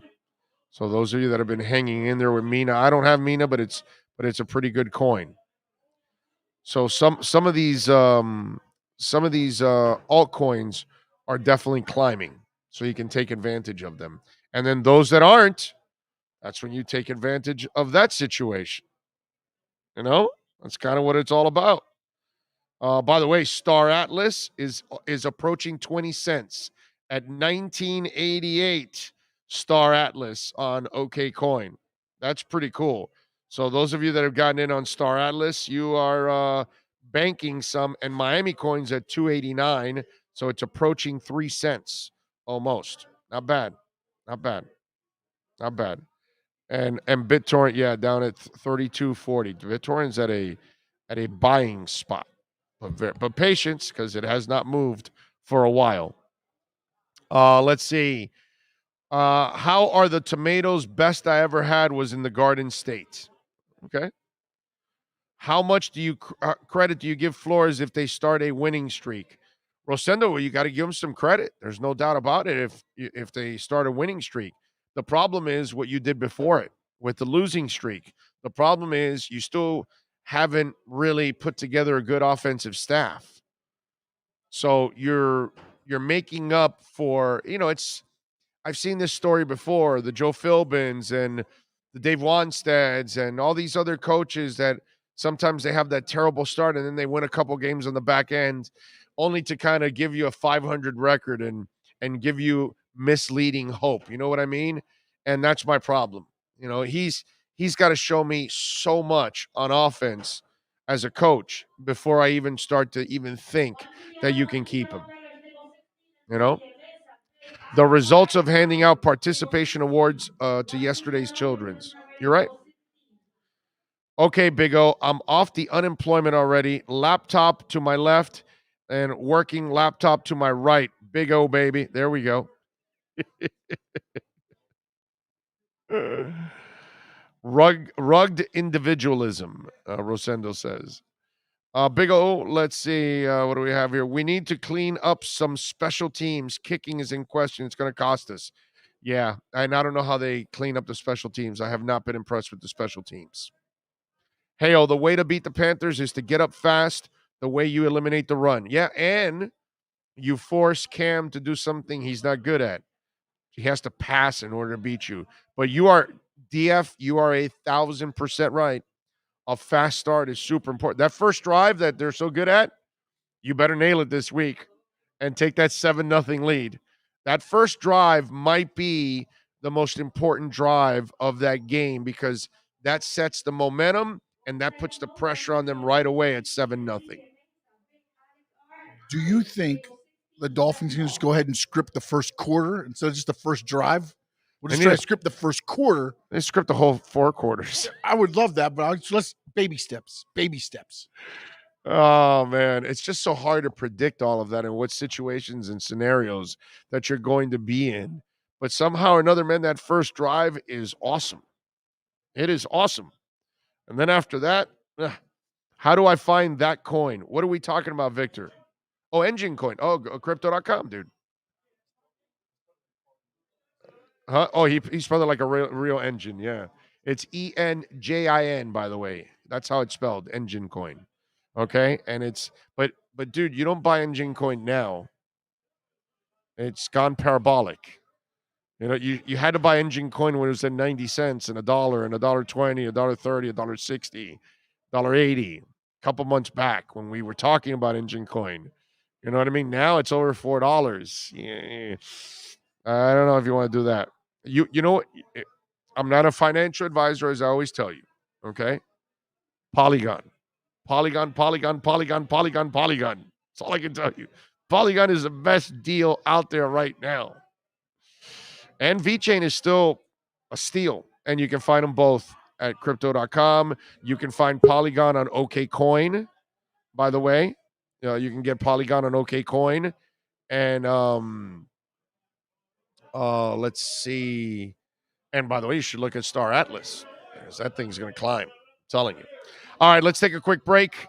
Hour number 2 is coming up. We are going to talk to Alex Chiswick, head of listings for OKCoin.com. We do that next, live from Hialeah Park Casino. This is the Big O Show.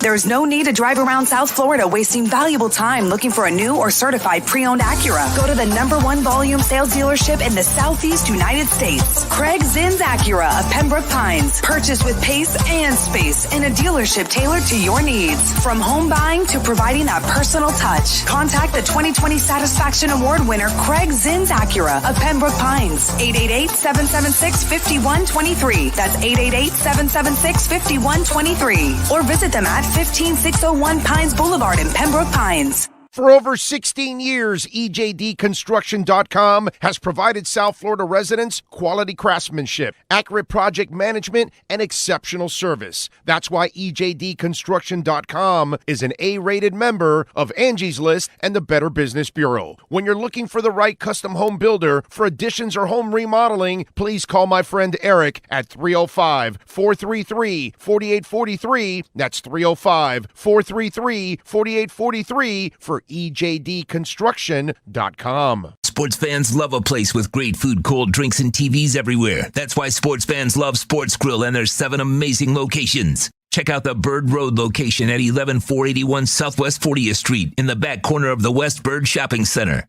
Sports Grill is also now offering some great employment opportunities. All kinds of positions are now available, from kitchen to hosting. Call for more information at 305-485-8845. From wraps to salads to amazingly delicious specialty dishes, Sports Grill is the home to the legendary special grilled wings. Since 1987, Sports Grill, good food, good drink, and good friends. This is the Big O Show. This is the Big O Show. The viewpoint, statements, or beliefs expressed on the following program by the host, guests, or callers are not necessarily the opinions of FantasyAccess.com, Media Group, Inc., ownership, management, sponsors, or website. When it comes to South Florida sports teams, very few in the media have witnessed, lived, and covered it like the Big O. Let's start the program dedicated to your favorite South Florida teams with a passion that's unmatched. The Big O Radio Show is on. Here's the Big O.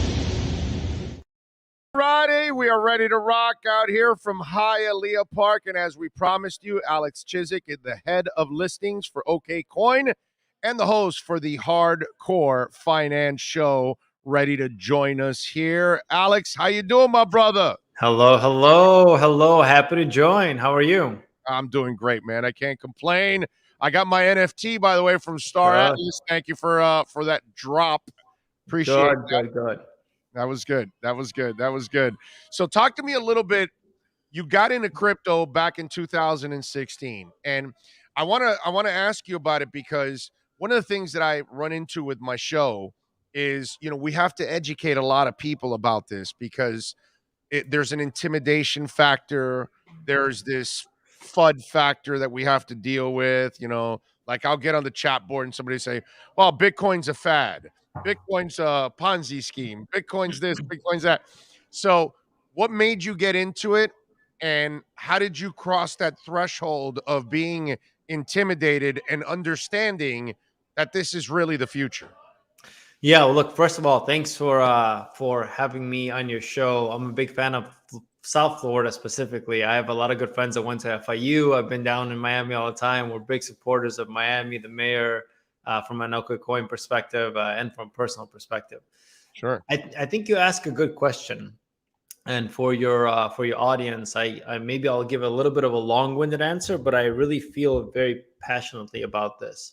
And so my background is in business. I have an MBA. I've kind of studied business and finance my whole career, and very recently, and I studied technology. And I'll explain to you why this matters. When I was at Microsoft, I was tasked with writing the blockchain strategy, which is the fundamental technology that Bitcoin and others sit on.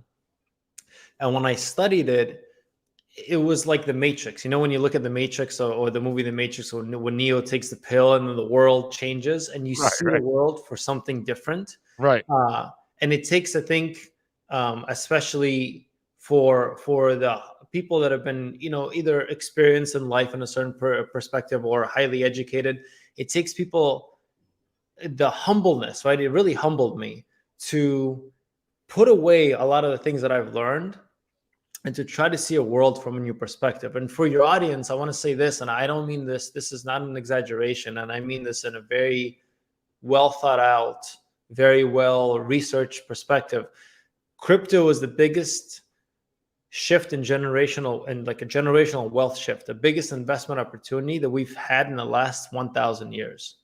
And we will be lucky to have another opportunity like this in our lifetime. And I really wholeheartedly believe this. And so here's kind of why. By the way, I'm with you, and I'm thinking of the gold rush. It's exactly what it is. The last time. It's exactly what it is. Except we don't have to, filter stuff and go into mountains and rivers and all that kind of stuff. Yeah. It's a different kind of mining that's going on nowadays. But go ahead. I'm sorry. Exactly. No, it's a different kind of mining. But you say, hey, look, you and I have talked, privately, and I've kind of helped you navigate the world. Yes. This is an aside, and you're saying, hey, I'm just getting used. I'm getting used to this. And I told you, you're the Jedi Master. I'm the Padawan. And for the people out there that haven't been are not used to this, it is a little complicated now. And this is because we're so early. If it was easy, you wouldn't have the same kind of gains, but the gains are real. And so let's go back and understand why there's so many gains and what is crypto. Cryptocurrencies, and specifically Bitcoin. So if you're a beginner, focus on Bitcoin, forget everything else for now, right? Once you get a little bit deeper into it, you can focus on a lot of the other assets, and we can talk about those. But if you're a beginner, Bitcoin allows you to have something called digital hard money. Okay. And so we have to think of money as a technology. Way back when we had seashells, and we passed those around, or stone tablets, and then we got coins. And then some kings would put a little bit less gold in their coins. It would be a little less pure. Some people had silver coins, copper, gold. Then we had paper money. Then we had, equities, right? You had money decoupled from gold. All of this are technological innovations of money. Okay. And so think about a book, right? You can take and flip a book. And then came the Kindle, where you can read a book, right, on an electronic device. Right. And then came a, Audible, where you could listen to books as you're walking. The Kindle and the Audible took some time to get used to, but they are fundamentally better products than the book, which is the greatest technological invention since literally the Bible. The Bible is made so you can open it, go to a page, because there was a Torah before. Without going too deep into details, you can open and close the book to whatever page. Right. Huge technological, 2,000 years, right? It was number one for 2,000 years. The Kindle comes and it's now taking over the books, right? For especially the younger generations. Bitcoin and crypto is the same thing with money. Money was good. It was paper money. We've used it. Now we have digital hard money, okay? The blockchain works in a way that you can trust without trusting the other counterparty. And that's a fundamental computer science breakthrough that we've never had. And so because of that, you're able to say for Bitcoin, there are 21 million Bitcoins, and each Bitcoin is 1 million Satoshis. Think of it as $1 and many, many cents. So you can break it. It's infinitely divisible. You can buy 0.0001 Bitcoin. You can spend $5 and buy whatever that is for you for Bitcoin. but there's only 21 million that are ever going to be made. So while our government sits there and prints money, and the European governments print money, and the governments abroad print money, just print more and more and more. When you have more money coming into the system, your dollars are worth less. If you have $50 and I have $50 and you and I both share the world 50-50, and then the government comes in and says, oh, here's another $100 for anybody out there, your worth and my worth just decreased by half. Yep. Just right. Like that. And the government, I forgot the exact stat, but I think 40 to 50% of the current dollars in circulation right now have been printed in the last 1.5 years. That's right. If that doesn't scare people, right, it doesn't even matter what side are you on, Republican or Democrat. We had COVID. We needed to help and rescue people. We printed a lot of money. By the way, both presidents printed a lot of money, so it doesn't really matter. Exactly. It's just the natural. When you decouple money in 1971, we decoupled it from gold. I talk about this a lot on the podcast. Before, when you had, let's go back. When you were a king and you wanted to go conquer someone, you wanted to go start a war, you were like, oh, I have this much in my treasury. If I waste all this money and I don't win the war, like, I'm done. So right. I'm only going to spend money on positive ROI projects, so return on investment, projects that will give me money back. Now, when you've decoupled money from gold, so the US dollar, in God we trust, right? So in the dollar, and there's no gold backing it. There's some, but we decoupled in 1971. Now we can go spend money wherever we want. And if we run out of money, what do? We literally print more money, and now we have more dollars. Bitcoin solves that. It's a digital gold. And here's what blew my mind when I started researching Bitcoin. We are very lucky. I wasn't born in this country. Thanksgiving is coming up, so happy Thanksgiving to everyone. And for me, my family, Thanksgiving is probably the most important holiday for us. We're very thankful for America. I'm very thankful for this country, about all the beautiful things, freedoms it gives that other countries don't allow. But many other countries out there, most other countries out there, have some sort of freedom-reducing mechanism, capital controls. You can't take X money out, right? I have this as a side note. I have a story. I left the Soviet Union, and when we were leaving the Soviet Union, my grandfather had this amazing coin collection. It was silver rubles, and we literally couldn't take it out of the country. So he stuffed it in my pants, and I was a 5-year-old boy, stuffed it in my jeans. And I remember going through the metal detectors in Frankfurt. We traveled through Frankfurt, through Germany. My pants are falling off, and I'm kind of holding up my pants, and I go through, and the metal detector, of course, goes off, and the security officer looks at me, and he just kind of shakes his head and smirks and lets the kid go through. But that is literally, we got lucky. That's the only way to take out a coin collection from a country. This happens in India, definitely in China, Argentina, Turkey, Venezuela, Colombia, pretty much the whole developing world. You cannot take your money out. Imagine not being able to take your wealth out. And it's hard for us in America to imagine this. And I'm going in this diatribe because I really want the listeners to understand and put yourselves, and I think a lot of people in South Florida have the perspective of obviously immigrants, right? A lot of Cuban Americans in there, the Cuban descendants in South Florida, a lot of Latinos. My wife, my family is half Latino. So I totally appreciate, especially in America, what some of the governments could do to you. So now with Bitcoin, you have your mind, you have 12 words in your head. With those 12 words, you don't have gold that someone can come and steal and put a gun to your head and say, give me your gold jewelry. You have 12 words in your head, and no one knows whether you have those 12 words or not. And you can move your money around the globe with those 12 words memorized in your head, and you can open up any wallet anywhere in the world and move money like this.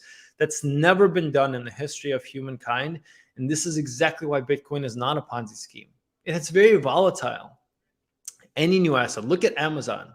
Look at the Amazon stock. It's fallen 3 or 4 times by 50%. In the dot-com era, 90%. If you bought Amazon at the height of the dot-com era, it fell 90%.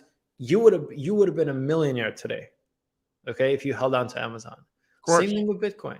Yeah, I'll pause there. I wanna give it back to you. I feel so passionately about this, especially having seen. I love it. I love your passion because I've seen the light, and I understand what we're trying to accomplish here. We're trying to empower the human being, not the American, not the Canadian, not Exactly. the Colombian, not the African, not the Cuban. No, we're trying to empower the human being. And I give Venezuela's president a lot of credit for doing what he's doing because, Salvador.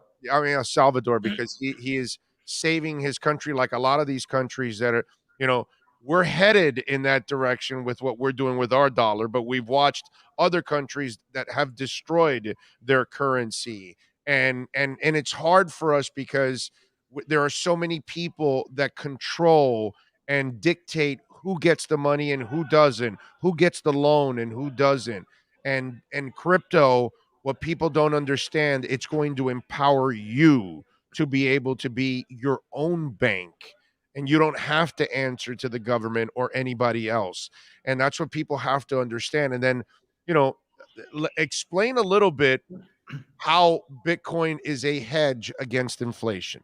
Yeah. So this, it's a great lead in, and I completely agree. It empowers the individual, the sovereign individual, to take control of your wealth. There are some risks with that. Don't lose those 12 words, right? Don't get hacked.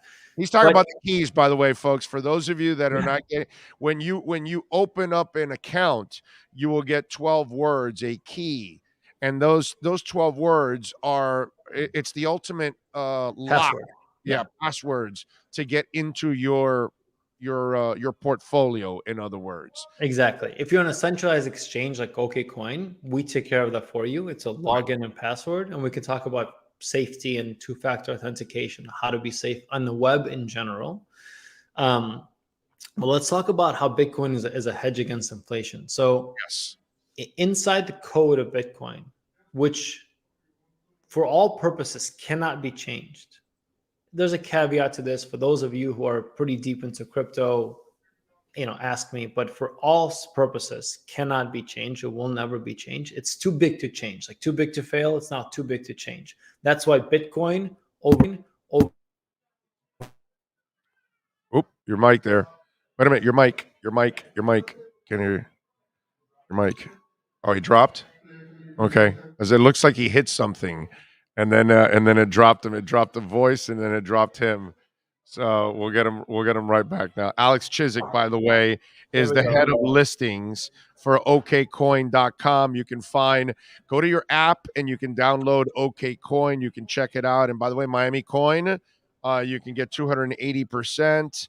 Polygon is like at 15.4%. Polkadot. So go check it out. They've got a lot of great listings. He's also got the host of the Hardcore Finance Show. Alex is back. Alex, go ahead. You were answering that question about Bitcoin, how it is a hedge against inflation, which I think in quarters 3 and 4 of next year, we might be feeling some heavy stuff. But go ahead. Yeah, sorry about that. I got excited, started talking my hands. That's the Italian that's not ever in me. So for all sorts and purposes, you cannot change the code of Bitcoin, okay? And so what happens is, as the government prints more money, traditionally the best hedge against inflation has been gold. Why? There's a thing called the stock to flow model. Basically is how much is made divided by how much is available. So the lower that ratio is, the harder it is to make something, the more scarce it is. It's a finite amount, okay? But gold, we can mine more, we can get more. Their estimates in the next 10 years will increase our gold supply, I think, by 50%. The point is you can make more gold and you can find more gold. Then there was real estate, okay? And there is real estate, which is a great investment for different reasons, but you can always build up. They're not scarce. They're more scarce than dollars, which you can print. Then there are equities, okay? So equities, where you can buy different parts, stocks of a company, they're not scarce. A company can create more, but you're at least getting exposure to the upside. As the company grows and the economy grows, the company grows, so you get exposure there. So it's a decent hedge, but it's not great. So we've the hardest hedge we've ever had, the hardest money has been gold. And until now, Bitcoin is digital gold that's better than gold in every single way. First, it's 100% finite, okay? 21 million Bitcoin will ever be made, ever. And 19 million are pretty much already minted. So there's less and less ever made. 2, it's much more divisible. When next time you want to go and melt your golden earrings and then give a part of your golden earring to McDonald's to pay for a burger, you let me know, okay? Because you cannot do this now. So gold has been great, but you can't do this with Bitcoin. You literally can go to many stores, especially in Salvador, and pay with Bitcoin in a second, okay? So it's more divisible, more fungible. It's much more transparent. Does anybody know how much gold there is in Fort Knox? Do you know, Orlando? I have no idea. I know it's a lot, but I have no idea what it is. I have no idea either. No one has an idea. And by the way, I also know gold hasn't moved a damn bit in 10 years. Exactly. Why? So we can talk about that, right? We can talk about why, but we don't even know how much gold there is in Fort Knox because the government won't let us go in and audit. So we have no idea. Bitcoin, every single transaction on Bitcoin is public for the world to see. And you can go back to the first transaction ever. So when people yell about, oh, it's criminal and criminals use it, that's a load of crock. I'm sorry, because it's criminals have been using money forever. Criminals use dollars. You know what criminals use? Timber. Timber is a great money laundering system because there's timber futures. Nobody really knows the price of wood and so on. Bitcoin, literally, you can tell. And so when we had that pipeline hack and people got the Bitcoin back, why? Because you can see where it's going. So you can tie wallets to different IP addresses if you really, really need to. Now, that goes against the argument of some hardcore libertarians that say, well, it's totally anonymous. Bitcoin is transparent, but it is anonymous. So you don't know where the wallet is. Just don't be stupid. No, I'm not, endorsing being criminals here. Of course not. Use it as a way to store your wealth. 21 million ever made. The more money we print, and we keep on printing it, and with no end in sight, the better it is. And I'll leave you kind of with this stat, and I'll let you ask me another question wherever you want to go, because I can talk about this for hours. But the way the government works, the way any economy works, modern economy, is that you have interest rates. Interest rates basically say, hey, if you leave your money in a bank, I will give you some sort of rate for keeping that money. And in return, I lend out the money that you deposit with me, right? And so when we lower interest rates, when interest rates are really, really low, like the savings account rates now are 0.5%, you as an individual have no incentive to go to the bank and leave your money there. What do you do? You spend it, right? You go spend it. That increases the velocity of money, and that keeps the economy going. When the economy gets too hot, the Federal Reserve increases interest rates, and it slows down people's velocity because people are now saying, oh, I can get 3%, 5% in the bank. I'll leave it and get that return, get that yield. It also costs more to lend out. So you can borrow at, let's say, 10% or borrowing at 20%. If you're borrowing at 20%, anybody who has a credit card debt knows that you have to pay a lot. Exactly. So why am I saying all this? The historic average rate of the federal of our interest rates in the country have been around 3%. In the last 10 to 15 years, we really lowered the rates. First, we wanted to get the economy going. Then we had the great financial crisis. So we lowered the rates to keep the economy going and stimulate the economy. Then we tried raising the rates in 2018, I believe. It didn't go so well. The stock market freaked out. We lowered the rates again. And then COVID came, right? So COVID really wrecked the economy. We kept the rates really low. We now accumulated $30 trillion in debt. And if you raise the interest rates, okay, to more or less, 3%, okay, average rates, to have the economy chugging along without having to print money, that means that we have to pay in interest, the U.S. government, $1 trillion per year, more or less. That's a third of our budget. There is no chance that we can afford to do this. Right. So the only way to pay back your debt, if I owe you, Orlando, $100, right, and then the dollars become worth less, I can give you the $100, but they don't buy as much as when you lent it to me. So that's why when we talk about inflation, the government says it's transitory. I don't necessarily believe that they even want it to be transitory. They want to get rid, I think, I'm speculating here, And actually, it doesn't even matter what they want to do. The point is, they're printing money. Inflation is going to go up. Your dollar is going to become less over time. The U.S. dollar has lost 90% of its value, and because now we have Bitcoin, a digital gold, you can store your wealth there. And if you think about it from a 5 to 10 year perspective, all that volatility, up and down crashes, is noise over the course of 5 years. Because if you believe the dollar is going to crash, which I do, or at least not crash, but just diminish in value, which yes, I agree. You just need to find a safe harbor, right, to park your money in and save your purchasing power, not money, not dollars, purchasing power.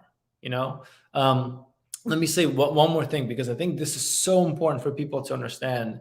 And many people, this is like when I talk to folks. This is the number one thing that people misunderstand. I think it's so critical. We have a lot of technological breakthroughs. Think about Tesla. Guys, we have a self-driving vehicle in 2021, which pretty much drives itself. It's amazing, right? We're about to hit this world with crypto and self-driving vehicles and AI, where we're going to have skyrocketing innovation. We're going to have amazing technology. So what does technology do? It deflates the cost of certain items. So, for example, if you want to get a middle of the line TV, probably cost you $500. You wanted to get a middle of the line TV 10 years ago, probably cost you $500. But the TV today is much better than it was before, right? Or buying the old TV today will cost you $10, right? Because it's just technology is improved. So on consumable goods, guys, please, this is the most important thing, if to take away. On consumable goods, things that we use, technological products, clothes, if it doesn't include human labor, the costs they'll go up, but they'll feel low, right? They'll feel like affordable. But good luck trying to buy your next house, okay? Good luck. Good luck trying to enter into a capital asset. That's why we look at all these billionaires and we say, oh, wow, look, COVID, everyone got poor, they got rich. No, we made them rich by printing money. Right. We made them rich with our policies because they were able to figure out how to store their money in investment vehicles. So shirts, same price. While giving them tax havens, by the way. While giving them tax havens. I completely agree, but they know how to play the game.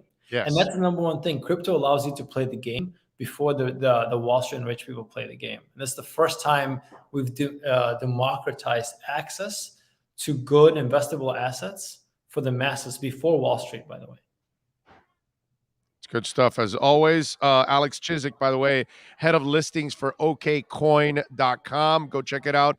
Download the app at okcoin and check out some of the different things that they can do there. Not only a great selection of coins, but also staking. So your opportunity, because that's kind of what we're talking about, Alex, that what people don't understand, that while we're watching the dollar go down, those of us that are investing in the right properties like Ethereum or Bitcoin or Matic or Star Atlas or those kind of things, we're watching our money grow. Actually, that's the difference. That those of us that have, especially if, let's say, you started investing in late last year and going into 2021, and by now you are enjoying some major profit. 5x. You have 3 to 5x your money. Easily you're 5x right now because and so over the last year the dollar's gone down. Over the last year, those of us that have been in crypto, you're way up and you're enjoying profits and you're pulling profits now and you're establishing something that is going to continue to grow down the line. I mean, look at Crow. Crow now has exploded to a point that if you stayed patient, you're there. Ethereum was like what, $1,700 10 months ago, and also about 3 months ago when on the dip it went down back to $1,750, $1,800. Now you're well over $4,000. I mean, this is the difference that's going on in this sphere compared to the reality that people are facing right now. They're watching their businesses go down. They're watching businesses lose employees, and we're watching the digital world is exploding. NFTs, smart contracts, all of these things. And people aren't understanding that the people that are moving their businesses to the blockchains are the ones that are really increasing the value moving forward in this society. Yeah, absolutely. And look, this is one of the things that we're trying to do at OKCoin. Look, I'll just give a quick plug. We're an exchange. So we do 4 things. Every exchange does 4 things: deposit, withdraw your money, buy and sell different cryptocurrencies. Think of it as a store, and you're coming in and you're trying to say, oh, which toothpaste brand do I want? This one, this one, this one. This is the same thing for cryptos. We really try to live by this mantra of personal sovereignty. And so we have 2 kind of products. There are different crypto assets that you can buy. And like you said, you can stake. Stake basically says, I'm going to buy a crypto asset. And for those that allow you to, you deposit them into the crypto asset savings account. And those different crypto assets, some pay 15%, some pay 10%, some pay, Polkadot is 1764. Polygon is 1549, Algorand 1416, Tezos 1188, Stacks 10%, Miami Coin 280%. Miami Coin. By the way, some of us got it at 430 also, by the way. and it's true. And you're actually getting that rate. You saw the returns from that you're getting on it. Yeah, it's paying off. And that's why you got to, I always tell people you got to do your homework. And by the way, tell them about the podcast, because I think listening to your podcast is a great way for people to kind of get educated, because people always ask me, what do I do? How do I find out about it? And I tell them, you got to read, you got to, try to follow up, try to find shows that are dedicated to it. Now you got to watch out on YouTube, because you got a lot of these YouTubers that are, they're kind of sold out to certain things, and they're kind of pushing products and all that, instead of actually really talking about it. You were on Altcoin Daily the other day. I think that's a fantastic show for anybody trying to learn about crypto, because that's just a news-based show. Mm-hmm. It just gives you the news, so then you can make your own opinions after that. Yeah. I think fantastic what you said. I think a good rule of thumb is, if you're going to YouTube and you see these crazy faces like, 100% gains, and next, stay away. You have to be very careful. So my co-host Shimon and I started this the podcast and the show about 1.5 years ago for fun. We do it on the side, and we would sit together and really push each other's thinking on investments and how we invest. And then we said, why don't we just start recording it? And what ended up happening was, the beginning wasn't terrible, but there's actually good information, because we go back and it's a nice way to timestamp it. And we were like, oh my God, we were right there, and we were right here, and we're right. And so you have this track record of saying, we literally said some of the things that are happening today, 2 years ago, just based on our understanding of technology investments. And again, this is what both of us have done for 15 to 20 years professionally at the highest levels. And so we just started recording ourselves and bringing on guests the way you're doing it, to talk to people, to experts in the field. And check out the show. There's an episode called, why invest in Bitcoin. And one of my friends asked about it, and I made an episode especially for her, but for many other people. That's great. It's great for everybody. Yeah. It's great for everyone. So it's why invest in Bitcoin. We talk about crypto a lot, not because we're just such, moon boys or fanboys of crypto, which we are, but it's because crypto brings this opportunity. And so just a touch on OKCoin, a big mantra for us is the self-sovereignty. And so we try to give more of these earned products. I think we have the biggest earned selection in the US for all the other exchanges. And we don't charge a penny for earn, like zero. It costs us money to run it actually in the background, because we send cryptos back and forth to different protocols. You don't need to know all that. You do need to know that it's free for you, completely free. And the rates that we give aren't our rates. It's the rates of the market. So we pass it on completely to you. And if you compare us versus some of the other, for the same assets, some of the other competitors like a Kraken or Coinbase or Gemini or even a Binance US, Crypto.com, we have much higher rates. Yeah, they take spread on those. We don't. And the other thing, when you trade, there are different ways to trade. But if you trade on the actual market, if you put a market order in, 0.1% fees, which is by far the lowest. Like Coin, I won't speak ill of anyone else. I mean, we're all trying to build a better world, but it's just by far the lowest fees.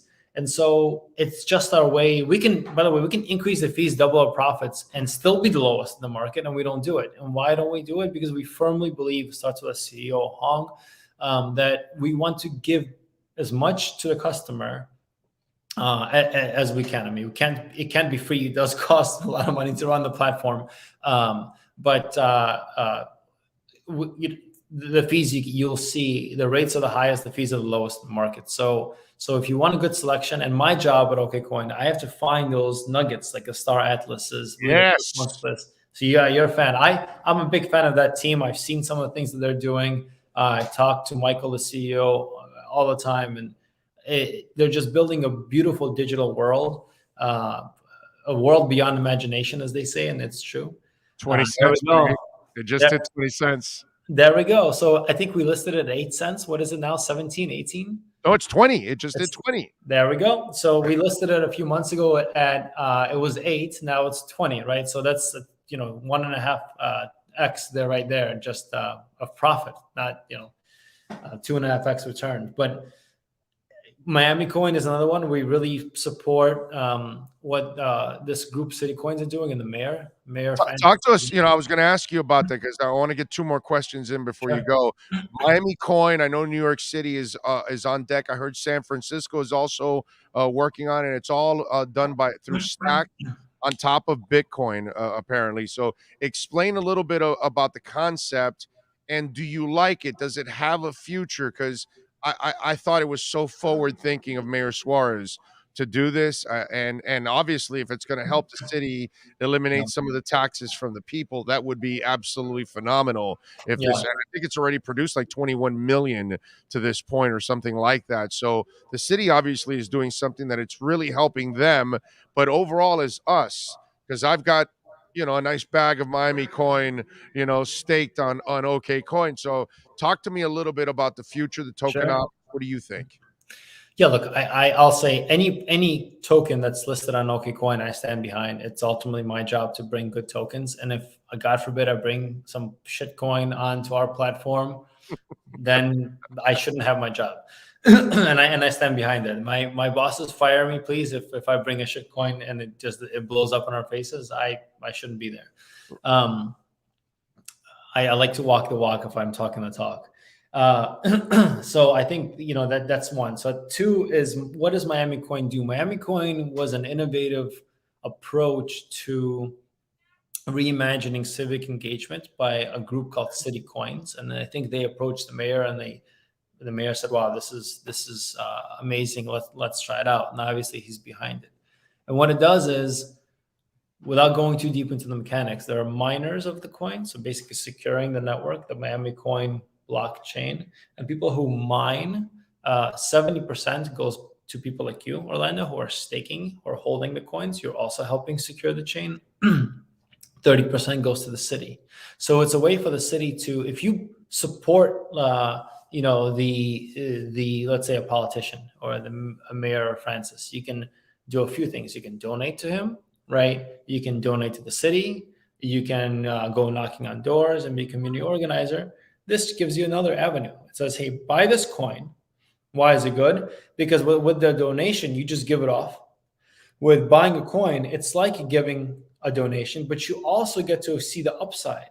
So if more people also believe in Mayor Suarez, right, then they will buy the coins, stake the coins. It will incentivize more mining. Revenue goes to the city. So it's an interesting game theory, economic perspective of, call it, municipal bonds reimagined or civic engagement reimagined. And if Mayor Suarez starts doing poor policies, you better believe this coin will be sold off and the city will get much less money. I got you. It incentivizes politicians to listen to a new constituency that hasn't been able to be vocal before, right? Right. And, when New York coin comes out, and it just launched, and I think there'll be more, San Francisco and so on, you're going to be able to see competition between cities for policy competitions between cities. And that's why I am a fan of the project. I'm not saying to go sell or buy. Please do your own research. I'm not, again, any coin. Always. Always do your own research. Never listen to anyone, including myself. But again, I stand behind all the projects, so I'm naturally a fan of all the coins that are on OKCoin. So I'm a fan of City Coins. You will be able to see, arbitrage between the city. Let's say you don't like what San Francisco is doing, the value of that coin falls, and value of Miami goes up. Well, the politicians in San Francisco can be like, oh my God, Miami is getting millions of dollars, not taxable, just millions of dollars to the city. We're getting nothing. What are they doing that we're not doing? Hey, maybe we should do the same thing. Right. I got you. Right. It's phenomenal. Yeah. I love it. I love it. It'll create competition between them.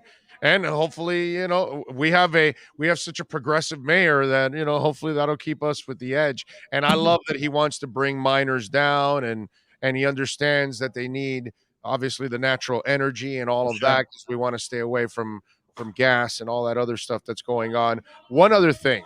Sure. This is a weird, now it doesn't bother me because I don't live there, but we have this show is listened and watched by people all over the world and all over our country. Dude, what's up with New York, man?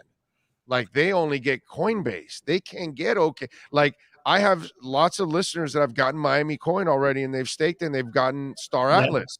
But some of my listeners in New York are like, I can't get OK Coins. And like, they can't get a whole bunch of them. They can't get Voyager, and they can't get crypto.com or whatever, any of these, Binance. They can't. What's up with New York? That's so weird. Yeah. Look, so New York, the New York DFS, which is the Department of Financial Services, has rules and regs in place, and they have a thing called the BIT license. BIT license basically says you're able to operate in New York, and you have additional requirements of reporting requirements and so on. It's their way to protect the citizens of New York, and I can't. We're working actively, obviously, as is everyone. They're hurting their citizens, is what they're doing. Look, I will. No comment on what New York is doing or not, but I will say this. That smart. Yeah, that's your. Look, some people are much more regulation friendly, if you will. Some people are less regulation friendly. I'm not here to say one way or the other, but I will say this: that a project like City Coins, hopefully, right? I don't know how it's going to work out. I really don't. But the promise is that it will create exactly these discussions of saying, hey, we've done, it could be bit license, it could be crime, it could be, it could be anything. It could be, hey, we want to use our taxes for this or this, or we want to raise real estate taxes and lower sales taxes. It doesn't matter.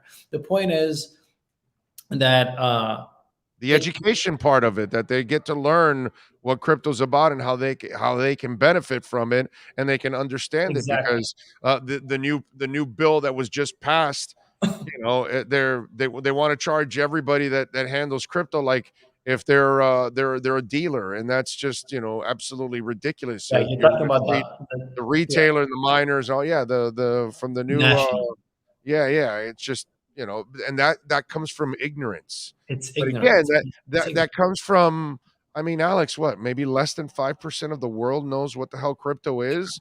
Maybe 70% has heard of Bitcoin, but they don't know what the hell Bitcoin is as it is, right? What are we talking about? Maybe 5% of the world knows what Bitcoin.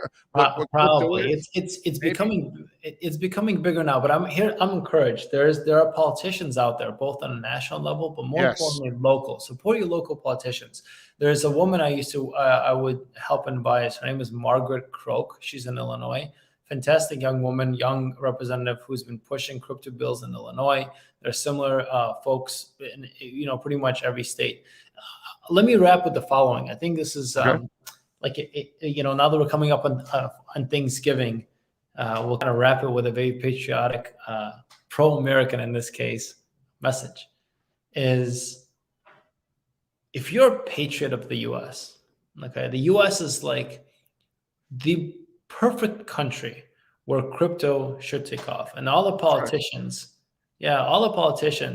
that speak out against it, are either doing it because of some they're tied to some special interests, yes, or because they don't understand. Because if they really are patriotic about the U.S., the reason why we have our own set of problems, but I believe fully the reason why we can enjoy our freedoms is because of the federalist system in the US. So basically means the central government, the federal government, is compared to the other countries, a weaker federal government, and the power goes off to the states, right? So if there's the economy between the federal government and the states, you cannot have a president come in and do whatever they want willy-nilly. They goes to court. Some states say yes, some states say no. It moves us really slowly, right? We move really slowly, but man, when we move, it's a debated, painful, thought-out process, but that's a feature, right? Not a bug, because you cannot have a dictator come in, a president come in and say, we're going to screw all these rules and we're going to do X, Y, Z. The system won't let him. We've decentralized our system of governance. What is crypto and what is Bitcoin? It's a decentralized system of governance. So Bitcoin specifically moves really slowly. It's a feature, not a bug. To make a change in Bitcoin is like making a change to the Constitution. We have to be sure, right, that this is the change, and it takes a lot of momentum to change it because the system is so anti-fragile. And so I really believe in the long term, and I'm around a lot of some of the political workings, and I live in DC. I see there's a blockchain association, there's Digital Chamber of Digital Commerce, which with a woman leading it called Perry on Boring. They're very good in terms of pushing that agenda and starting to talk to politicians. But I think politicians will appreciate the politicians that are truly patriotic appreciate.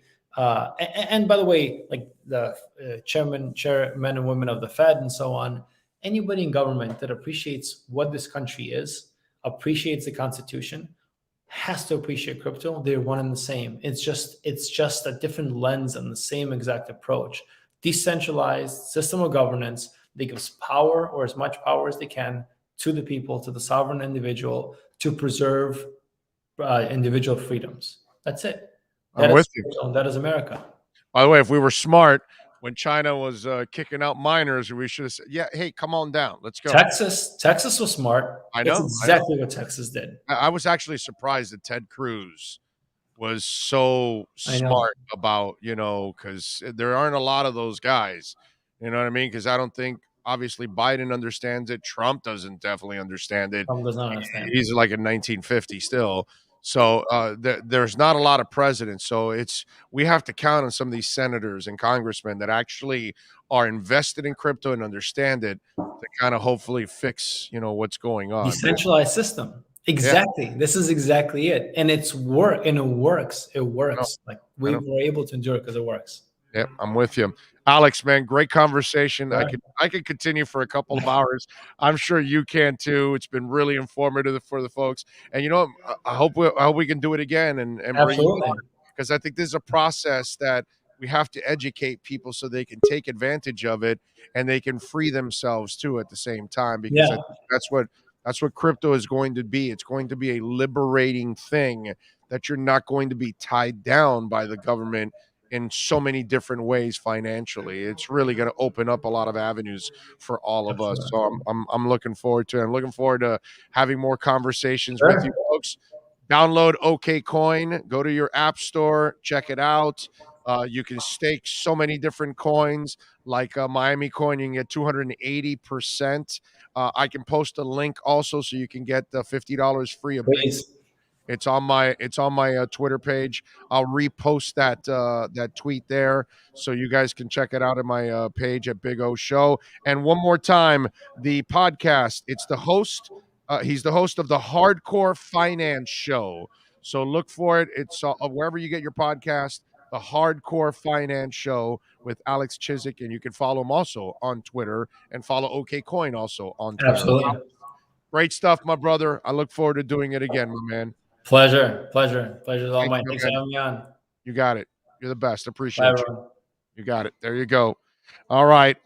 Let's see. What do we have here? What the hell is that? Huh? Oh, okay. All right. I will. All right. Let's do this. Let's take a quick break. I believe we have Joe Shad ready to go, right? All right. Let's go with Joe Shad and our American Dream Lending Miami Dolphins weekly reports. Dolphins fans, buckle up. It's time for the American Dream Lending Miami Dolphins Report with Joe Shad. When you're ready to purchase a new home or refinance the one you have, American Dream Lending will make sure your loan experience is easy. With fast approvals and quick closings. Call them at 786-802-1727 or online at adreamlending.com. Here's Joe Shad with today's edition of the American Dream Lending Report. All righty, let's talk to my man Joe Shad. As always, he's ready to go. He's locked and loaded. You're just thinking about that turkey tomorrow, right? That's all you're doing, right? You don't really care about today. You just keep thinking about that food tomorrow, right? That's what it's all about, right, Joe? Yeah, my wife Betty does a great job. We'll have some turkey, some sweet yams, some string bean casserole, some homemade cranberry sauce, some pecan pie. Looking forward to it, man. You got a little cold? No, I'm fine. A little something in my throat. All right. Good stuff. All right. So, health-wise, are we getting anybody back? Because I know pulling information from Flo is like, it's like CIA top secret stuff. But have you been able to gather any information from some of the guys that were on the IR? Any chance any of them return on Sunday? Well, Michael Dieter is coming back now, and that doesn't necessarily mean that he's going to start. The Dolphins have used three centers about equally this year: Austin Ryder, Michael Dieter, and Greg Mance. And that certainly is not, ideal. You'd rather have that one center working with Tua Tagovailoa. Listen, if you can get Dieter back in there, that's probably a slight upgrade over the other two, in my opinion. And there's certainly a comfort level there. Unfortunately, Devontae Parker and Will Fuller are not yet ready to return, according to Brian Flores. So that's certainly disappointing. And then Jamal Perry is out for the year. He's the special teams corner safety.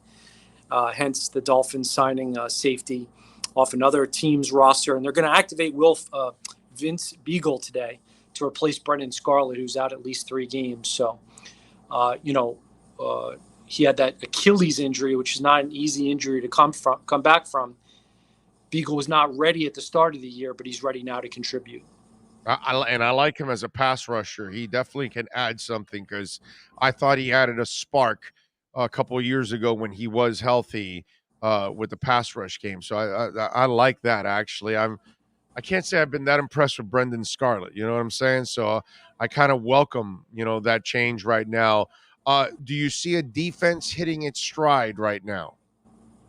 Yeah, I mean, they're definitely playing better. When I think about the Dolphins defense in that Jets game, you can't help but think about yet another safety sack, yet another safety blitz. Brandon Jones getting it done as the Jets were in the red zone area. Sack, fumble, recovery by Wilkins. He fumbles, recovered by Javon Holland. Javon Holland and Brandon Jones give you cause for optimism as 2 youngsters in the back end. Andrew Van Ginkel is playing a little better. Jalen Phillips is starting to show up a little bit more. Christian Wilkins continues to have a good season. You saw Jerome Baker on the edge, which is interesting. I think he might end up being better suited as an edge player than he is as a middle linebacker. He just continues to try to improve in the area of run defense. But he's just not the biggest guy, and he's just not great at disengaging blocks. Better when he's using his speed and blitzing and chasing guys down and covering. So that's an interesting one to continue to monitor. Tua, right now, your thoughts on his play overall? He had that one bad interception where it's kind of, I don't know why he couldn't get it out to Jalen Waddle, but he didn't get it there. He had that long touchdown pass to Matt Collins where Tua fans are sensitive to this, but, it took everything he had to get it out there, that 50 yards. Now he does have a finger injury and a rib injury. In my opinion, and he wasn't set. He's kind of sideways when he's throwing that ball. You do know that, right? He's not planted and square to the way you normally would throw a football. So he comes out of that break. Go look at it. He's kind of wide when he throws that. Well, when Tua throws with, and remember, he's not 6'5". Yeah, I know. So he can't. When he throws with his arm, he has a hard time, driving it down the field. It's got to be like a golf swing, or all the parts are working together. But when you're under as much pressure as Tua has been throughout this season, and he was not sacked last game, there was a sack taken away due to penalty. He's got to sort of improvise and be creative and use different arm angles and different platforms and throw when he's not fully set. And Tua did have a couple of nice out route throws. He's really good at those. He's really good at those 7 to 12 yard outs where Jalen Waddle, for example, is running towards the sideline, or a Matt Collins. Accurate on those. His ESPN quarterback rating, the QBR, is actually 10th, which, you can find a statistic to tell you anything you want, but it is actually ahead of Patrick Mahomes and Lamar Jackson. So he's doing some good things from an efficiency standpoint. Driving the ball down the field is still an issue. He's got one touchdown of 20 yards or more when Joe Burrow and Justin Herbert have at least 17 or more touchdown passes of 20 yards or more. Yeah, I know, but they've got a much better offensive line and all that other stuff. They probably but he's got to take some. They probably have a real offensive line coach and a real offensive coordinator. So he's got to take some of the responsibility. We can't just say that his inability to throw the ball down the field is purely on the coaches and the offensive line and the receivers. It is. It's not fair to say that he does not play. It's fair to say that the line can't block, Joe. He's learned. In fact, one of the things that I've been highlighting over the last couple of days on the show is if you watch him over his calendar year of playing, he has now gotten better at playing under chaos. And he's understanding where he's at. He's got to get rid of the ball quickly. And so he doesn't have, you watch Herbert drop back, and dude, there is a land of space between him and the lineman that he's got plenty of space to scan and step right into that pocket and make. Yeah, they have an improved offensive line, but you know what? Herbert got it done last year. Herbert got it done last year behind a poor offensive line. Does he have Keenan Allen? Does he have Mike Williams? Oh my God, are you really a Tua excuse maker? No, I'm not a Tua excuse maker. I'm a Tua realist, bro. You tell me where Keenan Allen is on this team. You tell me where Mike Williams is. Devontae Parker, he's hurt. Please don't insult Keenan Allen by mentioning Devontae Parker. When Devontae Parker is healthy, there's no. When Devontae Parker is healthy, there's not much of a difference between he and Keenan Allen. Did you just say that for real? Yeah, but he's never healthy. I'm saying when he's on the field. Joe, that's an all-pro receiver you just insulted. Devontae Parker is a scrub. He's a side project. He's a guy that made 1,000 yards receiving 2 years ago. 1,000 yards receiving isn't anything impressive, Joe. I don't think you watch Keenan Allen play, my brother. I understand. He's good. I'm just making the point that Devontae Parker is not what you just said. Devontae Parker's a nothing, bro. He's unreliable. He's a sack of broken bones. You can't even count on Devontae Parker. We can't talk about a guy. So you're worried about Devontae Parker's durability and Will Fuller's durability, but you're not worried about Tua's? Well, no, but I'm saying, but he's playing. The other guys aren't. He plays through rib injuries and a finger injury. Where's Devontae Parker? Where's Will Fuller with his little finger injury? You know what I'm saying? At least I give Tua the credit that he's shown me the toughness that he's getting back out there on the field. But the bottom line is Tua doesn't have anything that resembles Keenan Allen on the field. Hell, they don't even have Austin Eckler on the field. Austin Eckler. I don't know, I'm just tired. I don't want the excuses. Listen, he's been fine. It's not an excuse. It's just a reality, my brother. You can't take the facts out and say they're excuses when Keenan Allen alone is better than the entire Miami wide receiving core combined. I mean, come on, dude. And Mike Williams is a big freaking stud. So you've already made the conclusion that you would continue to build around Tua next year? Well, if you decide to build a line, yeah, of course I would. I wouldn't give up on the kid. But if you think putting an inexperienced offensive line coach with inexperienced offensive coordinators with an inexperienced offensive line with no running game was going to allow Tua to succeed, or any quarterback, because, Joe, if you watched it last year, Pat Mahomes got his ass kicked in the Super Bowl because he didn't have an offensive line.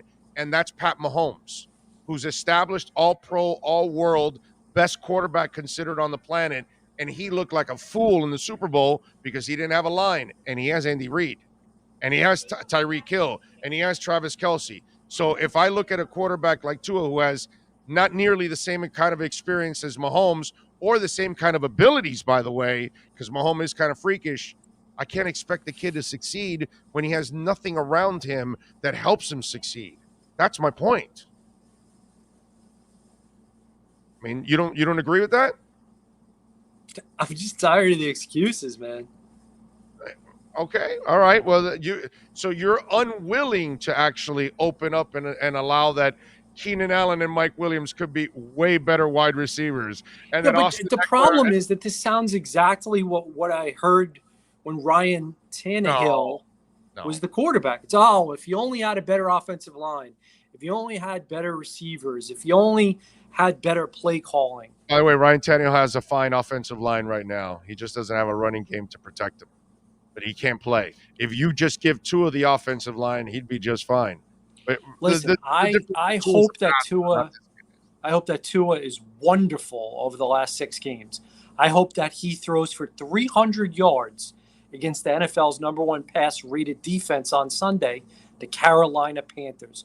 I hope that he does everything you say he will. He's going to elude pressure after pressure from that Carolina Panthers defense, ranked number 3 in the NFL in sacks. He's going to use his nimbleness, his craftiness, his savvy. You are all in on Tua. You are Tua non. You are the leader. I am. I'm all in, but is he going to have like a real offensive line so he can do all that? Or is he going to do it behind this line? That's the difference. Well, I'll tell you what, if he doesn't show the Dolphins but if he can lift everyone up, then he's not going to be here next year. He's got 6 games to do it. So then Trevor Lawrence also sucks? Because he looks like crap in Jacksonville right now. Is it really his fault? Are you blaming Trevor Lawrence? Just wondering. How do you judge that one, Joe? Listen, all these quarterbacks deserve more time than they're being given. No. No, listen to what I said. You can't play that game with me. No, they deserve more time. No. There are no excuses, right? There are no excuses. So if Tua sucks, so does Trevor Lawrence, right? I mean, if Tua's not showing me anything, neither is Trevor Lawrence. Orlando, we can't say that Urban Meyer's a joke. We can't say that their team is dysfunctional, but we're going to blame Trevor Lawrence. My point is, I wouldn't blame Trevor Lawrence. The concern about Tua is threefold. 1, durability. Can he stay on the field? Can he stay healthy? 2, does he have the arm to drive the ball down the field? This is a major concern. Major concern. And 3, if his superpowers are supposed to be poise, accuracy, ball placement, he can't be among the league leaders in interception rate, which he is. So, listen, I wanted Tua here. I want to be right. I hope I am. Right now, I have some, concerns, and you should too. I have concerns if they don't get rid of Flo and he can't build an offensive staff around the kid, and the kid's toast. But if you can't help the kid, he's not going to succeed. That's my problem with that situation. You and I view it a little differently. I view it more that the problem is coaching and the structure around him. I don't believe that he's the problem, just like I don't believe that Trevor Lawrence's struggles are, that he's the problem. I think what's around him is the problem. Yes or no? Are you concerned about Tua's durability? That's the only thing I've ever been concerned about. Yes or no? From day one. Are you concerned about Tua's arm strength? 0. Okay. 0. Number 3, are you concerned about his interception rate? 0. Okay. He's supposed, dude. He's playing his first 16 games of his life. He's supposed to make mistakes. He's supposed to throw interceptions. That's what Peyton Manning does. That's what Trevor Lawrence does. That's the way it goes. When you're Steve Young in Tampa, my brother, you look like dog shit. And then all of a sudden you go to San Francisco and you're with Bill Walsh and that structure, and then all of a sudden you look like a hell of a quarterback again, like you did in the USFL. Structure around you is incredibly important. I don't care what kind of player you are, my friend. That's why Mahomes looked like dog shit last year in the Super Bowl. He looked like a fool last year. Why? Because he didn't have an offensive line. He may have the coordinator, he may have the weapons, but he didn't have the 5 guys in front of him to block. And that's the part that you're unwilling to be flexible, that you're not giving to a break on that he is playing with crap around him. And that's just, when he was playing with good stuff around him in Alabama, coaches, structure, everything, he looked like a star. And here he does. Yeah, but don't you think that having wide receivers running wide open was a big part of his success? Yeah. And he doesn't have that, and because nobody has that in the NFL, it's very rare. The throws that are required are different than the throws that were required at Alabama. And he admitted recently, I think after the last game, that it is a lot more complexity to everything he's being asked to do. So the NFL. He needs more time to get ramped up on the complexities. That's it. I agree that he will continue to improve. Does that mean that we already know he's the Dolphins' long-term solution and franchise quarterback? Of course not. Right. No, that we don't know because they haven't made up their mind yet. But if you give him, I believe if you give him the structure, he'll succeed. All right. You picking him to win or not? I want to pick the Dolphins to win because I want to keep this 7-7 hopes alive. But after doing the research, I was good on my picks last week, by the way. Yes, you were. I had the Dolphins to cover. I was right. You're right. I bet him twice to cover last week. Twice. So I have Carolina by 6. Okay. I think the Dolphins have a chance to win it at the end, but I'm thinking the game ends on a sack, fumble, or a pick. Oh, okay. So, all right. Hate to bring up that negative thought there, but Jalen Phillips is trying to put positives. Well, if you nail that one, bro, I need the lottery numbers next week. So I'm hoping I'm wrong. I do not want the game to end on a red zone sack fumble of Tua. All right. Well, we'll see if Tua and the boys can get it done. Follow him on Twitter as Shad Joe. Catch his work there at the Palm Beach Post, and you catch him twice a week here with the American Dream Lending Miami Dolphins Weekly Report. Joe, love you, brother. Have a great weekend. Happy Thanksgiving. Enjoy the food, baby. See you, bud. You got it. There you go. Joe Shad, the Tua hater, joining us here on the program. Up next, it's Ira Winderman and the actor of Pembroke Pines Miami Heat and NBA report. When you're ready to purchase a new home or refinance the one you have, American Dream Lending will make sure your loan experience is easy with fast approvals and quick closings. With many loan programs and competitive rates, now is the time to turn your dreams into reality. Ask about special financing for veterans. They never charge an application fee, and you will work directly with one of their experienced loan professionals. Stop dreaming and contact American Dream Lending today, 786-802-1727, or online at adreamlending.com. Heat fans, time for the best insight of your favorite team with insider Ira Winderman, exclusively on the Big O Radio Show. It's the Acura of Pembroke Pines Miami Heat and NBA report. Here's Ira Winderman. Friday, we're going to talk a little basketball now, talk a little Heat, talk a little NBA with my man Ira Winderman. There he is. Follow him on Twitter at Ira Heatbeat. Ira, how are you doing, sir? After I would call it like a frustration game at the beginning. It was like a frustration sandwich. Frustrating a lot of easy shots, and then a sloppy finish at the end. But in the middle, you got that substance, that meat, and Tyler Hero put on a show, baby. Yeah, I would put it this way to you. They were terrible for the first 3 quarters. They fell behind by 12 to a team that's 4-12. I'm discounting what you're looking at the end with. It got a little shaky because it never got shakier than within 8 or 9 points. There were some lazy passes. Sure, there were, and against the pressure, and they just wanted to be done. Yes. But the bottom line is, you and I talked about these games. They put their stamp on it. They just said enough is enough in the fourth quarter. Who's going to take the reins? And boy wonder took the reins. And man, the more you watch Tyler Hero, and I just wrote about this in the Sun Sentinel, the more I think no matter what happens with this team this season, you have to keep him as sixth man because you need that energy. Because when they were lethargic early, when no one had it going, hey, you can get knocked around a little by Detroit. You're not going to get slammed to the ground like against a great team or even a very good team. And then Tyler comes in and does what he does. And the way he did it, they're down 9 points start of the fourth quarter. Three-pointer, 6 points. Three-pointer, 3 points. After another Heat player scores, gets the jump shot after the timeout by Detroit. Heat's up by 1, about 8 minutes to go, never trail again. This kid is special. And I got to tell you, we had this discussion with you when we did our Accurate Penguin Pines report earlier in the week also about who you might trade Tyler Hero for. We've spoken about it with Clay Ferraro on our Pallet Rack City Inside the Paint. So I spoke to a scout this week, and I said, you know what? I'm throwing a lot of stuff against the wall because that's what I do on the Big O Show. And I said, and I got to ask you, would you trade Tyler for Zion Williamson if he became available? Would you trade Tyler for Bradley Beal if he became available? And the scout who has been in this league for more than 3 decades said, what are you talking about? He's your future. He and Bam are your future. That eventually the old will become very old. You guys have, and this scout, who's a Western Conference scout, loves the Heat.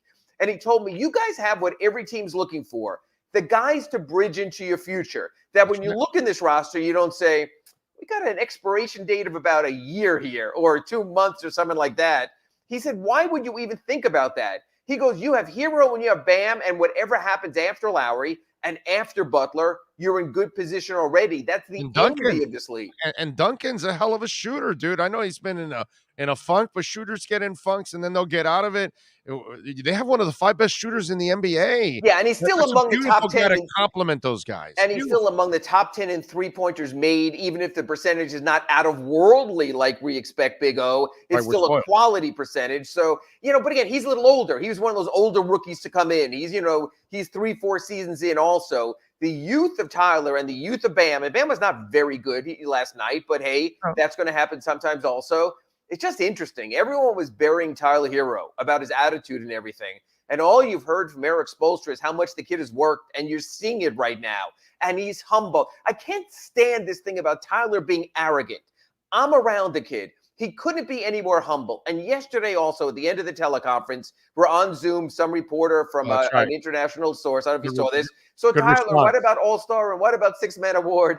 And he's like, yeah, I ain't going there. I ain't going to piss anyone off about taking their position or their award. I got to go. I'm going to play, another quality sixth man even when I go to Minnesota. I'm going to shut the F up and go forward from there. The kid's learning.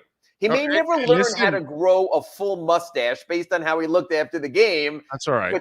But the kid's growing in the ways you need him to grow. Yeah. And even on social media, he's not all out there like he was in the past. Right. Everything about him, there's a maturity factor.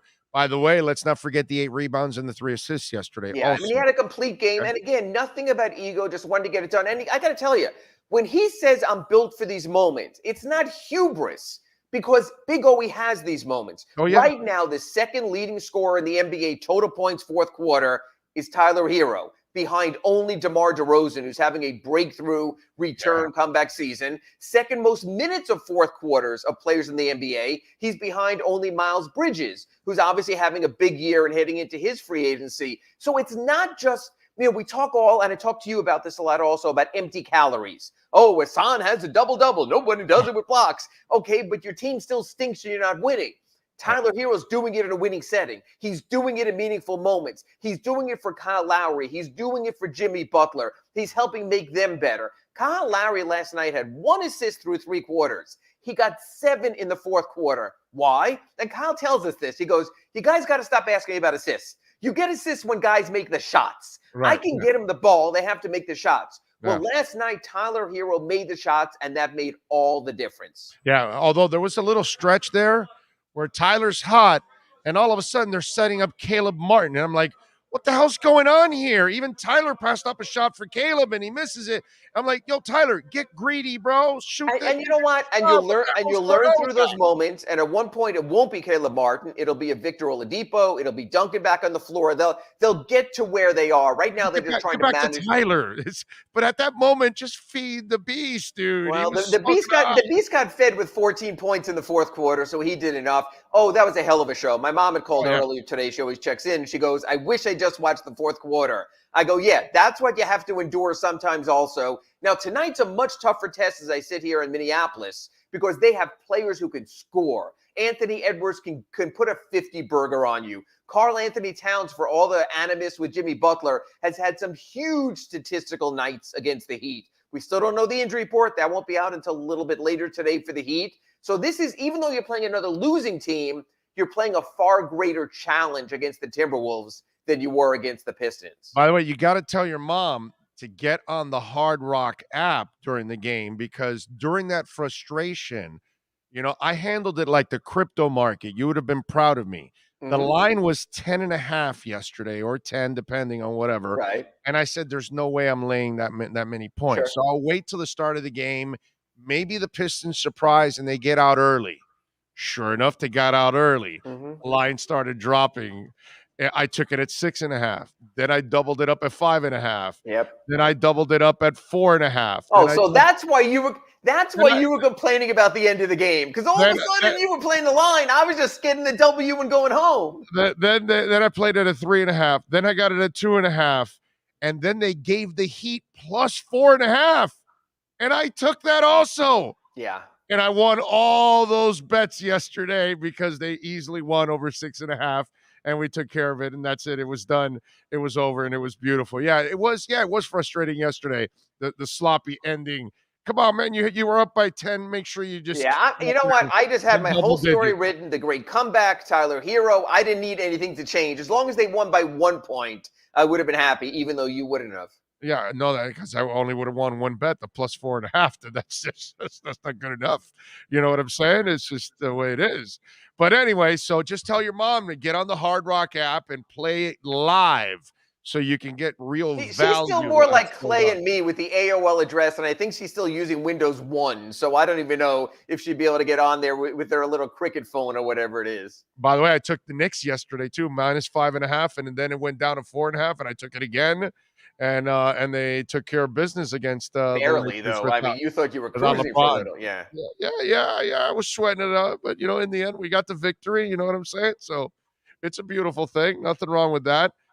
You thought the suspension was fine? Was that the right thing? You know what? As long as LeBron got at least something, I think Stewart should have gotten more. But this league really is about recidivists. So if you're a guy who has a history, honestly, like the Morris brothers or something like that, you're going to get a little bit more. And usually the first time around, they'll sort of slap you and then say, hey, now we see how he handles it. If this had been Isaiah Stewart's second, third, or fourth time, you're probably talking 3, 4, 5 games. But I think the league in the first case says, okay, if you're really sorry about the way it happened, we'll give it to you this time.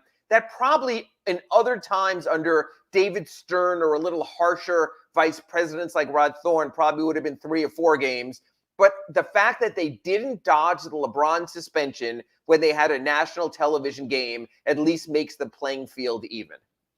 For you, what are the keys tonight against Minnesota on a back-to-back night? Bam has to be better. Bam was not great last night. Karl Anthony Towns will get you numbers. I don't know if there's winning numbers or the Hassan numbers, but he'll put up the big numbers. You got to contain Anthony Edwards. We'll see what they do defensively there. I like Eric Spoelstra. He's playing these back-to-backs to win. Last night, probably about 90 minutes before the game, you had Duncan questionable, Bam questionable, PJ questionable. They all played. So Eric is playing to win. And the good thing, is after tonight, they get 2 days off before they play again in Chicago on Saturday. So you can push your guys a little bit more. Jimmy Butler hates the Timberwolves, hates everything they stand for, and really can't stand Karl Anthony Towns. So as much as Jimmy was very uneven yesterday, except getting to the foul line, I think maybe he was saving a little bit for tonight, but you know that Jimmy will come out full of emotion, if nothing else, and I'm sure the crowd will greet him warmly at the Target Center.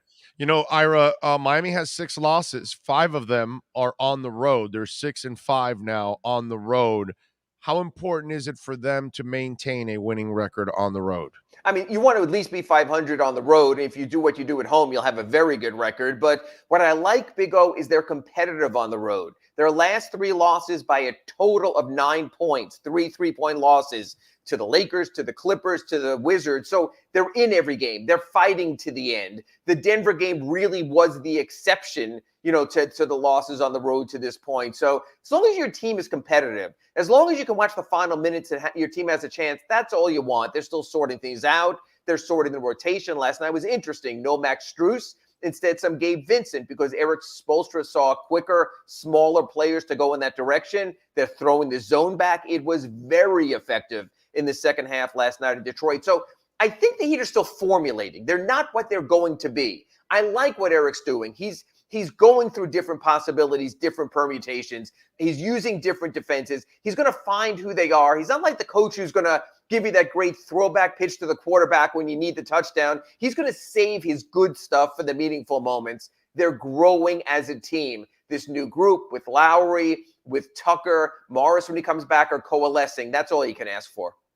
Miami is favored by 1.5. What does the great Ira Winderman say? Well, I don't want to be negative Joe Shad here and saying that they're going to have a turnover and lose on a Hail Mary pass at the end, but I do think this is a tough spot. Minnesota's rested. They've been off, and they play garbage teams lately. They blew out New Orleans on Monday. I think this is a good spot for the Timberwolves to win. To be honest with you, I think it comes down to how much of an SOB will Jimmy be tonight. I think the key tonight is Jimmy Butler has to outscore Anthony Edwards, and that's really putting a lot on his plate. That's going to be a mission. Let's see. They got to bring that D tonight. That's what they got to do. Play that nasty D, and maybe they'll have. And they like to slap down the smart Alec newcomers like an Anthony Edwards and show them, like they did to Jeremy Lin in that game way back when he thought he was the next great thing. So they have a way of, you give them time. They couldn't really game plan on a back-to-back, but I think they'll sort of make a statement tonight against Anthony Edwards. And the last thing you want to do is lose to a nerd. So, you Anthony Edwards, come on, you can't lose to a nerd. So you gotta win tonight. Follow him on Twitter at Ira Heatbeat. And of course, catch his work there at the South Florida Sun Sentinel as he jet sets all over this country covering your Miami Heat. Ira, safe in your travels, sir. Happy Thanksgiving. And to you and everyone listening, and I'll be back with Clay Ferraro in our Pallet Rock City Inside the Paint, 9 o'clock on Friday from somewhere. We'll talk. Thanks, Big O. You got it. Be good, Ira. There you go. Ira Winderman. Give me 2 minutes, and we will come back right here on the Big O Radio Show. That was Ira Winderman and the Acura Pembroke Pines Miami Heat and NBA report. You've been listening to the Acura of Pembroke Pines Miami Heat and NBA report with Ira Winderman. When you're looking for award-winning service and great deals from the #1 volume Acura sales dealership in the Southeast United States, you go to Craig's Inn Acura of Pembroke Pines at 15601 Pines Boulevard in Pembroke Pines. This is the Big O Show.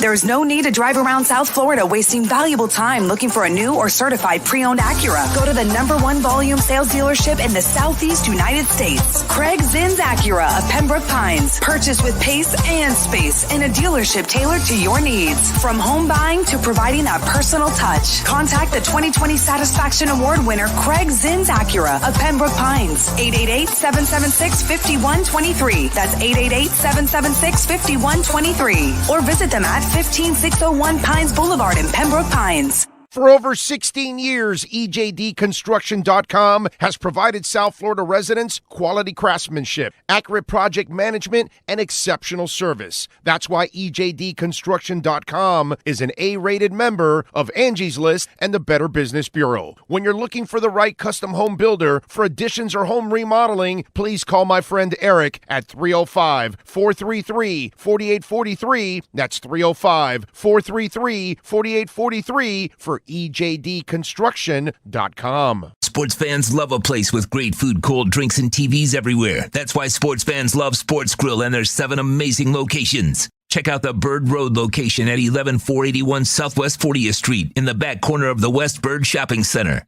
Sports Grill is also now offering some great employment opportunities. All kinds of positions are now available from kitchen to hosting. Call for more information at 305-485-8845. From wraps to salads to amazingly delicious specialty dishes, Sports Grill is the home to the legendary special grilled wings. Since 1987, Sports Grill, good food, good drink, and good friends. This is the Big O Show. If you're a Miami sports fan, then there's only one store to go to, and that's Caneswear at Miami Fanwear in Davie. They're your one-stop shop for all your inner Miami CF, Canes, Dolphins, Panthers, and Marlins merchandise. They have hats, t-shirts, game day jerseys, and so much more. Located at 2511 South University Drive in Davie, and open 24/7 online at caneswear.com or innermiamiwear.com. Call them at 954-835-5597. Caneswear, the spot where inner Miami and all Miami sports fans shop. The viewpoint statements or beliefs expressed on the following program by the host, guests, or callers are not necessarily the opinions of FantasyAccess.com, Media Group Inc. ownership, management, sponsors, or website. When it comes to South Florida sports teams, very few in the media have witnessed, lived, and covered it like the Big O. Let's start the program dedicated to your favorite South Florida teams with a passion that's unmatched. The Big O Radio Show is on. Here's the Big O. All right, folks. Welcome back to Hialeah Park. Yes, as we head down the home stretch, we thank Ira Winderman. If you missed the Ira Winderman interview, you can go back and check out the podcast. Also, Joe Shad with our American Dream Lending Miami Dolphins report, and Alex Chizik, the head of listings for OK Coins, also joined us here on the program. So loaded show, man. Steve Calabro, also the manager here at Hialeah Park Casino. Always love having Steve on the show. Let's see here. Okay, there we go, I think. I don't know. Let me see if I fixed it there. But anyway, so let's see. What else do we have here on the program? We got the Panthers back in action tonight. They will take on the Flyers. We've got the Heat in action tonight against Minnesota. Tomorrow we got some football games to go. So let's see if we get something entertaining. By the way, how about Michael Strahan? He's going to get a free ride to space thanks to Jeff Bezos. Good for him. Free ride. Although that free ride to space, like, it's kind of cool, but it's kind of short too, right? You just go up, you look down, okay, man, you come right back down.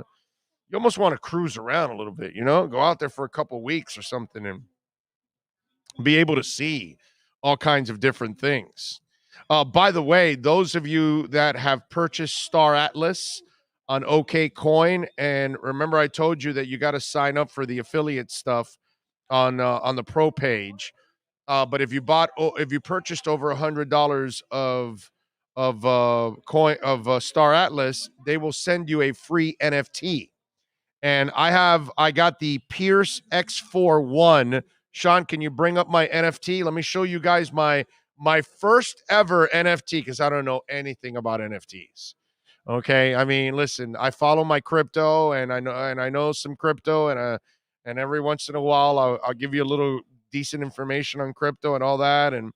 But NFTs is something that I have not really gotten into, and I don't, really know how to decipher what's going to be valuable and what's not going to be valuable, right?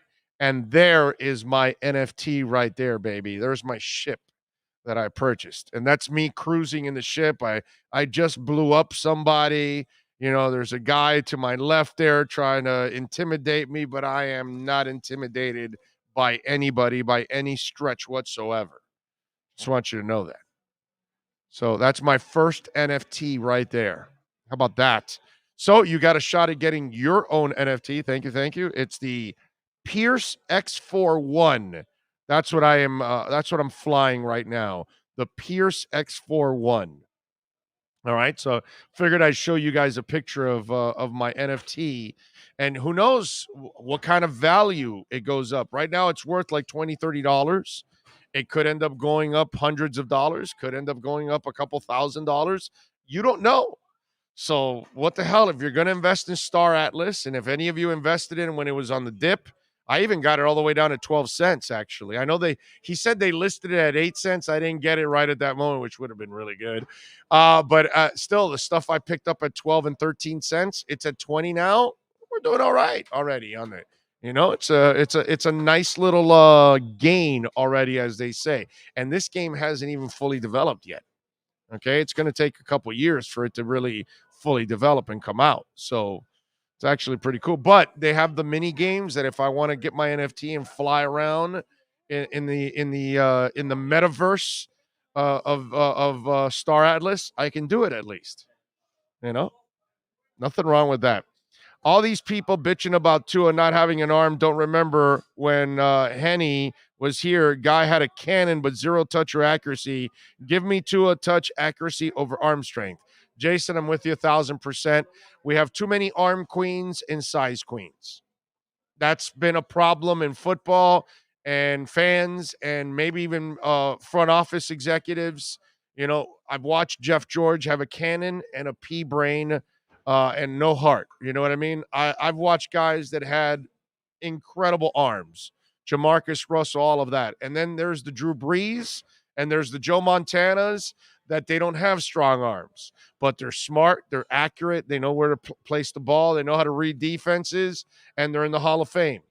And to me, that's what this kid is. Of course, if you protect him and if you give him a complimentary, coaching staff.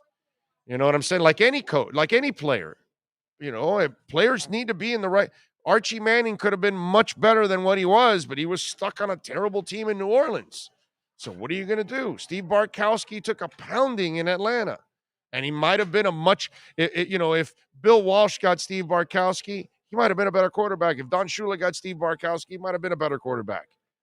You know what I mean? And that guy was special, but that's kind of the way it is sometimes. David Carr might have turned into a decent quarterback if he didn't take the pounding like a steak, like a what is that hammer they use on the steak? What's that called? The tenderizer or whatever the hell, tenderizing hammer or whatever. You know how you beat the crap out of a steak that people do that? Well, that's kind of what they did to David Carr. Not Derek Carr, his brother, David Carr. You gotta compliment your players, man. Or if not, you end up with Wes Welker here, or he goes to New England. That's all you need to know.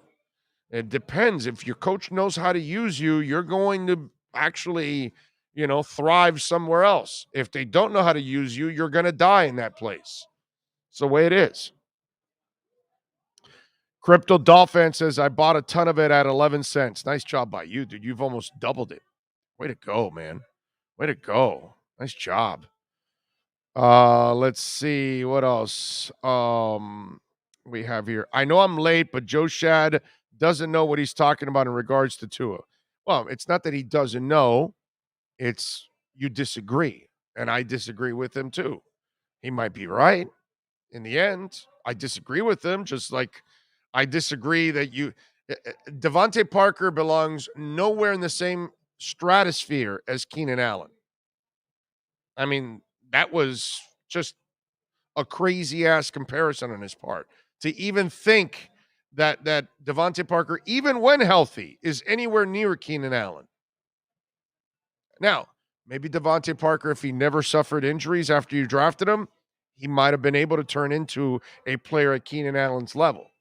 But the reality is he's unreliable. He rarely plays, and he can't hold Keenan Allen's jock. He can't hold Mike Williams' jock.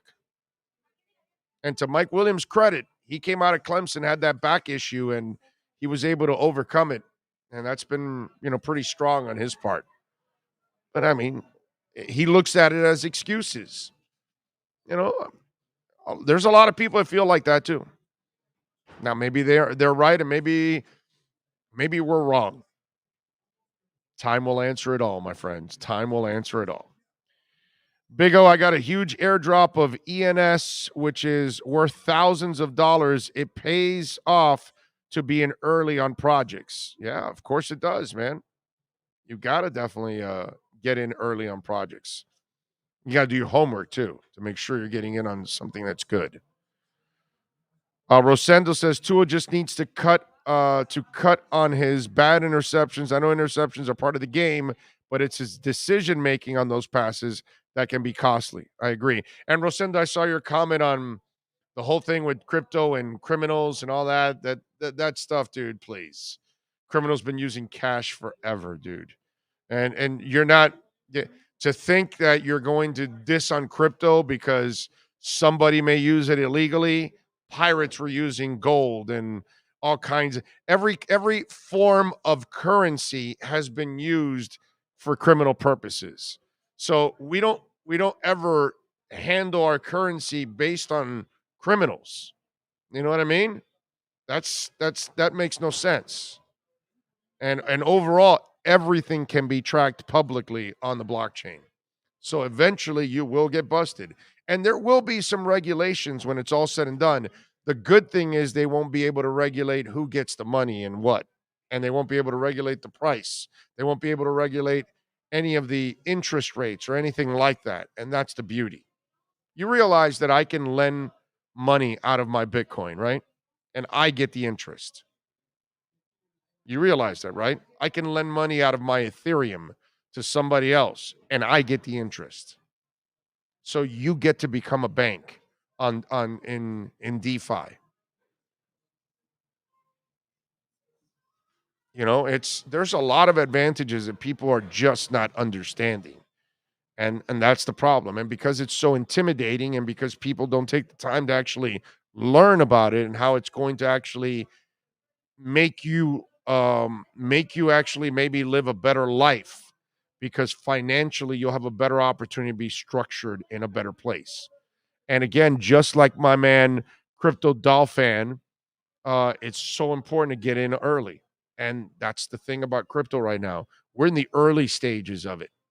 Those of us that are smart enough to do our homework and get in on it, down the line, we're going to benefit big time.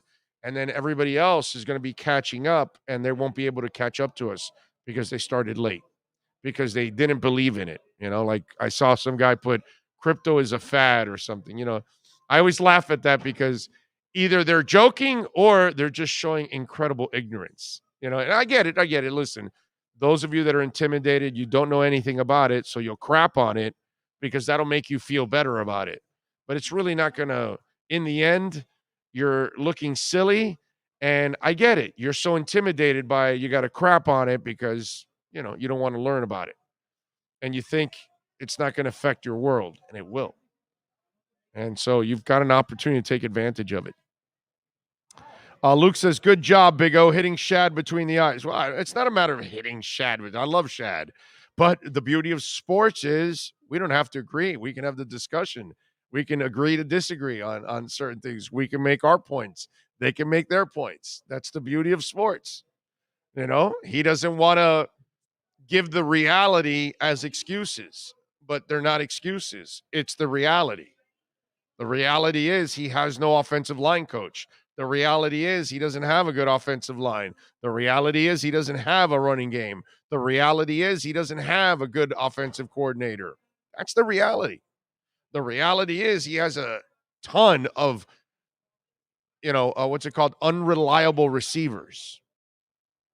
The reality is his head coach hasn't figured out that he's got to play Mac Hollins a lot more to help his quarterback, and yet he doesn't. These are the realities. And they all hurt Tua. They're not excuses. They're reality. But whatever. I mean, that's just the way it is. You know? C. Dola says, cash is still king for now. I barely use cash myself, by the way.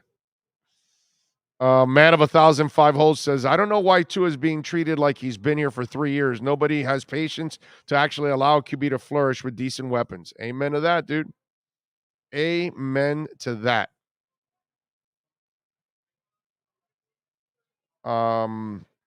Joe Shad just said Zach Thomas is a semifinalist again this year for the Hall of Fame. He should be in already. Yeah, he should. Unfortunately, sucks that he's not. Rosendo says, not saying investing in Bitcoin is all bad, but I will not put all my eggs in one basket. Oh, you should never put all your eggs in one basket. No, I understand that. I understand that, but you will regret it if you're not in it. I can promise you that. 5-10 years from now, you're going to regret it big time, and you're going to go, man, dude, I used to listen to back in the day, and he was talking about it, and look at it now, and it's dominating. I mean, look, if you listened to me 10 months ago when Ethereum was at 17 and 1800 and 1600 and all that, and now it's at 4,000 something, you're making bank, dude. So a lot of the coins that we talked about, from Decentraland to Engine Coin to Crow to Bitcoin, you name it, everything's gone up. Very few have stayed stagnant, like BitTorrent stayed a little stagnant, and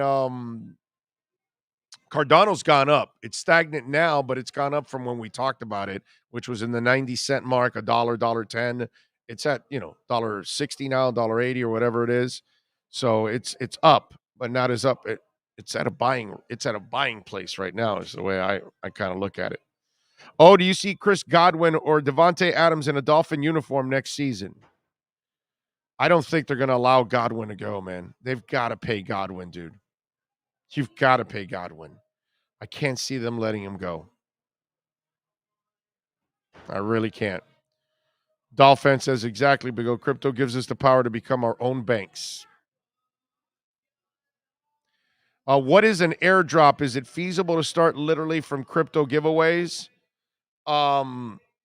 Yeah, I think so. If somebody gives you something, yeah, but you're better off investing on your own, And I thought Alex was right. Just put a little money in Bitcoin. Like I tell you guys, get 100% of the pie, whatever it is.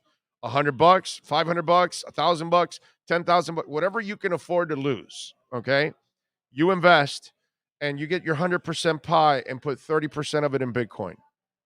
Put 30% of it in Ethereum, and then the next 40%, 10% in Cardano, 10% in Matic, 10% in Polkadot, 10% in Crow, or you can put 10% in Binance instead. You can put it in several things, and let it sit there, and learn about it, and watch it go up, and watch it trickle down a little bit, and watch it continue to climb, and read up on all these kind of things, and learn about it. Purchase a little bit and learn. First, get your feet wet. You know what I mean? And SHIB doesn't get your feet wet. Doge doesn't get your feet wet. Dogeland Mars doesn't get your feet wet. What's some of these other ones? Moon something. I forgot the name of it. And, all these kind of meme coins. Folks, that's not crypto. Okay? That you're not learning anything from that. Those are fun coins. Maybe you make something from Floki, Inu. Maybe you don't. Maybe you make something from SHIB. Maybe you don't. But get into real crypto if you really want to learn. Okay? Anybody that tells you and starts talking, Doge or SHIB or Dogeland Mars, or those are gambles. Those are not investments. Okay? That's not real crypto. VeChain is real crypto. VeChain is one. You know what? That would be one of the four that I would invest the 10% in VeChain right now. What a great bargain it still is right now. Okay? I mean, but for me, VeChain and Matic are the two best bargains going on in crypto right now. VeChain and Matic / Polygon, whatever you want to call it. Doesn't matter. All of this crypto, the situation was born out of quantum thought in my entire life as a child. I always thought of alternative currency concepts. Well, there you go. All that acid you were doing helped you think about that. I'm joking. Relax. Randy says, if we fire Flores, wouldn't he be the number one free agent coach? Defensive coordinator, maybe, but not head coach. You think somebody's going to give Brian Flores another head coaching job? Come on, man. I'm already invested in Bitcoin, but I like to invest in other investments. Well, there you go. Ethereum is Rosendo. Ethereum is money, dude. That's one you got to go in. Ethereum will continue to grow and thrive, Its ecosystem is monstrous. Matic is another one. VeChain is a monster in the making. Telling you, those are some that you definitely want to get into. Not a financial advisor, just a guy that loves crypto. Remember, do your own homework. Okay. Pipe Man says, thanks for the Miami coin advice. Love the staking part of it, Big O. Big O for president. No, you want to kill me. No president for me. Just support the show. That's it. Watch it. Hit that smash that like button. And if you can make a donation to help us out, Cash App or Venmo, all you guys that are making a ton of cash on our crypto advice the last year, then there you go, man. Make a little donation to the program. Cash App or Venmo. Cash Big O Show is the address. That's Cash Big O Show. That's the other way that you help us grow. Oh, we thought that Adam Gase wouldn't get another head coaching job. Yeah, but that's the Jets. They have Salah right now. They're there. They're with Salah. So, it takes a really stupid team to go and do that. Big O, this is Tua's 16th game, so this would be essentially his rookie year stats evaluation. I think he's on par and improving. What's your evaluation on Tua on 16 games in? I love what I'm seeing from the kid. He has no help, and he is developed all throughout this whole process. I love what I'm watching from Tua Tagovailoa. I think all Dolph fans should really enjoy what they're seeing because we're watching a kid go through the most adversity you can go through as your rookie outside of David Carr getting sacked 70 times. But this kid's fractured ribs, hurt a finger, has a terrible line, has no O coordinator, no O-line coach, and somehow or another, he's still playing pretty well. And throughout his whole tenure so far, it looks like he's thrown more touchdowns than interceptions. He's won more games than he's lost in a very terrible situation. So if you actually fix the environment around him, I think he will excel like he did at Alabama. But if you keep it a crappy environment, like any quarterback, they're going to go down in flames. That's it. And I don't blame him for that. So I love what he's got to say. I mean, I love what he's got to do out there. By the way, I forgot to ask Alex about getting Ecomi on the exchange. I need that, bro. What are your thoughts on the crypto exchange Gemini? It's supposed to be one of the more secure platforms. I don't use it, so I don't know too much about it, man. I'd be lying to you if I told you. So I know about it, but I don't use it. So I can't tell you anything about it, my brother. You know what I mean? So if I know, I'll tell you. If I don't, I'll tell you also. I'm not good on that. Anyway, listen, all of you out there, have a real safe Thanksgiving. All right. Take care of your friends, your family members, appreciate them during this holiday season. I appreciate all of you out there. I know on behalf of Sean and myself, we're incredibly grateful for the support that you guys have given us over the last couple of years that we've had the podcast, and now especially since we restarted it on June 14th. The support has been just absolutely through the roof. I can't say enough. I mean, to have 100,000 downloads on Monday was just absolutely sick, and we're pushing 1 million downloads every 3 weeks here on the show. Sometimes we get it even under 3 weeks, which is just an incredible feat. So thank you all out there. We are very grateful, and we look forward to watching this show grow into 2022. Hopefully, we'll be able to go to a lot of places in 2022, cover all kinds of events for all of you, things that local stations will never do again. We plan on doing them on a consistent basis, obviously with your help and your support. So please smash the like button. Make sure you subscribe. Hit that notification bell, whether you're watching on YouTube, whether you're listening on the podcast, please smash it. And for those of you on the podcast, please come on over to YouTube, subscribe, help us get to 10,000 subscribers. It is very important that we get to 10,000 subscribers. We're already at 7,800, so we're only 2,200 away. Let's make this a fast run out there. So enjoy the turkey and the tryptophan. Enjoy the family and the football. I love every one of you. I thank everybody out here at Hialeah Park. Grateful to Frank Fiore and Steve Calbro for supporting us like they have every single year out here. We will see you on Friday. Okay, tomorrow we'll get a little best of in there. Friday we'll be back rocking and rolling, and we'll be at Craig Zinn's Acura of Pembroke Pines. So come on out and join us. We'll be out there between 9 and about 1 o'clock, 12:30, right around there. We'll be out there. Remember, we will have the Pallet Rack City Inside the Paint show starting off at 9 a.m. on Friday. We moved that from today to Friday, actually, because of Ira's travels. So we start at 9 a.m. on Friday, bright and early. You all be good out there. Much love. We'll see you on Friday. This is the Big O Show.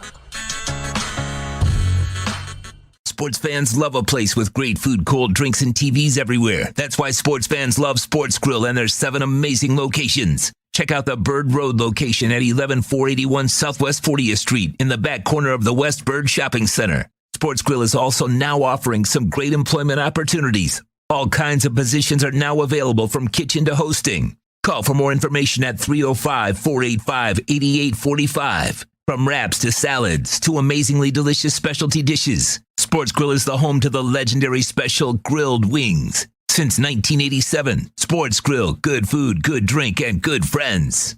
It's the Big O Show. Judge, you tuned in to the